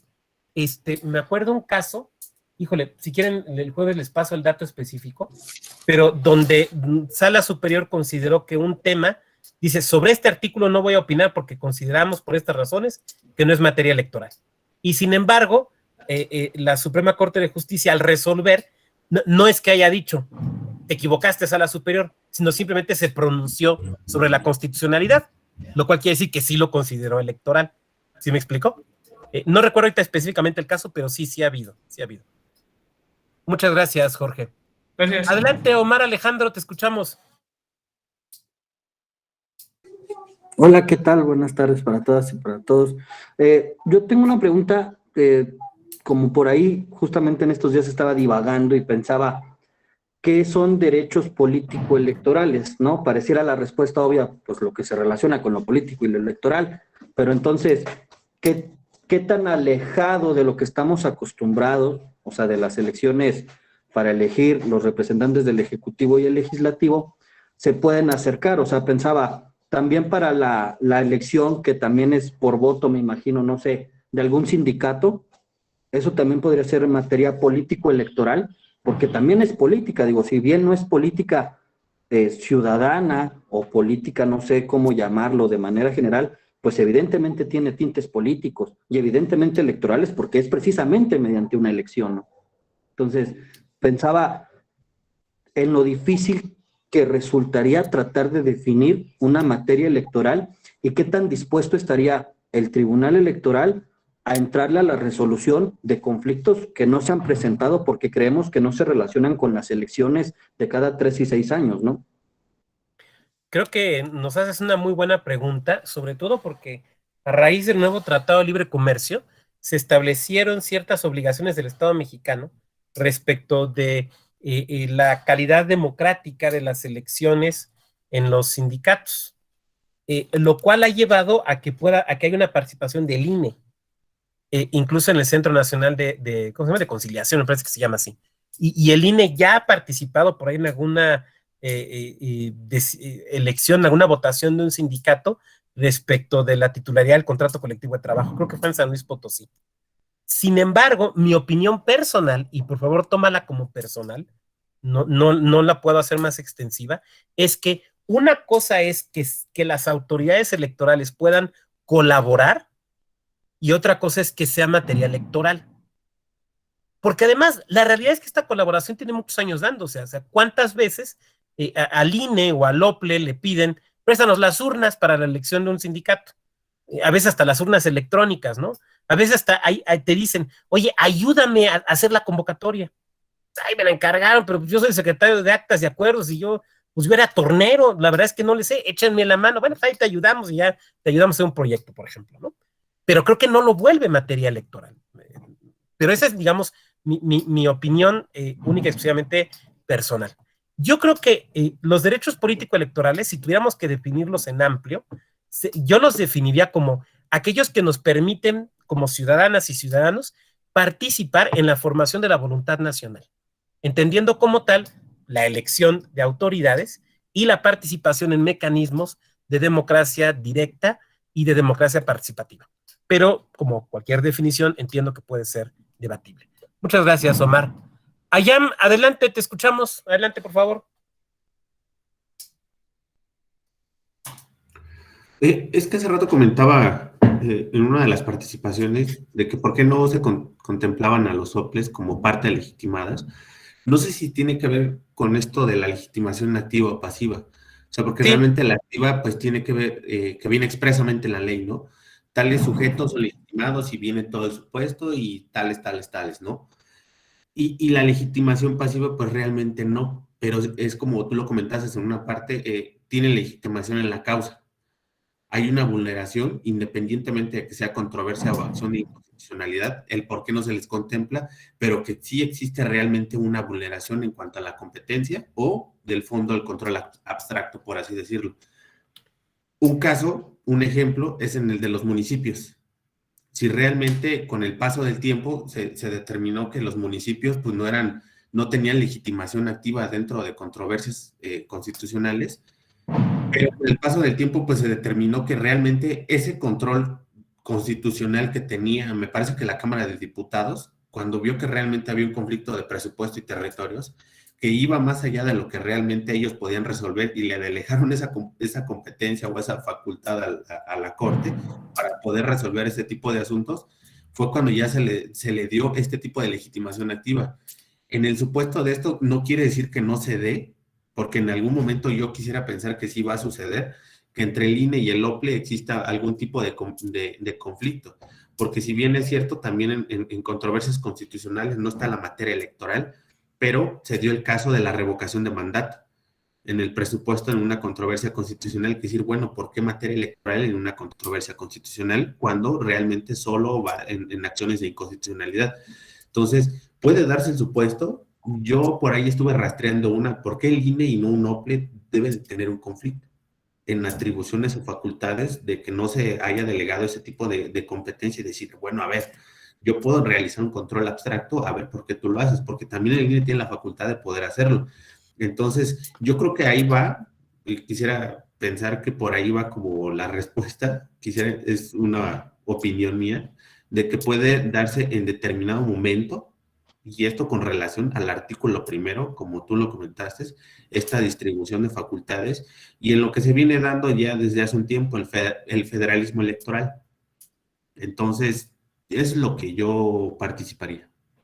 Gracias, sí, pueden ser sujetos, coincido, en una controversia constitucional, y en la acción de inconstitucionalidad no tendría lógica que tuvieran una legitimación pasiva porque no emiten la ley, no aprueban la ley ni el tratado.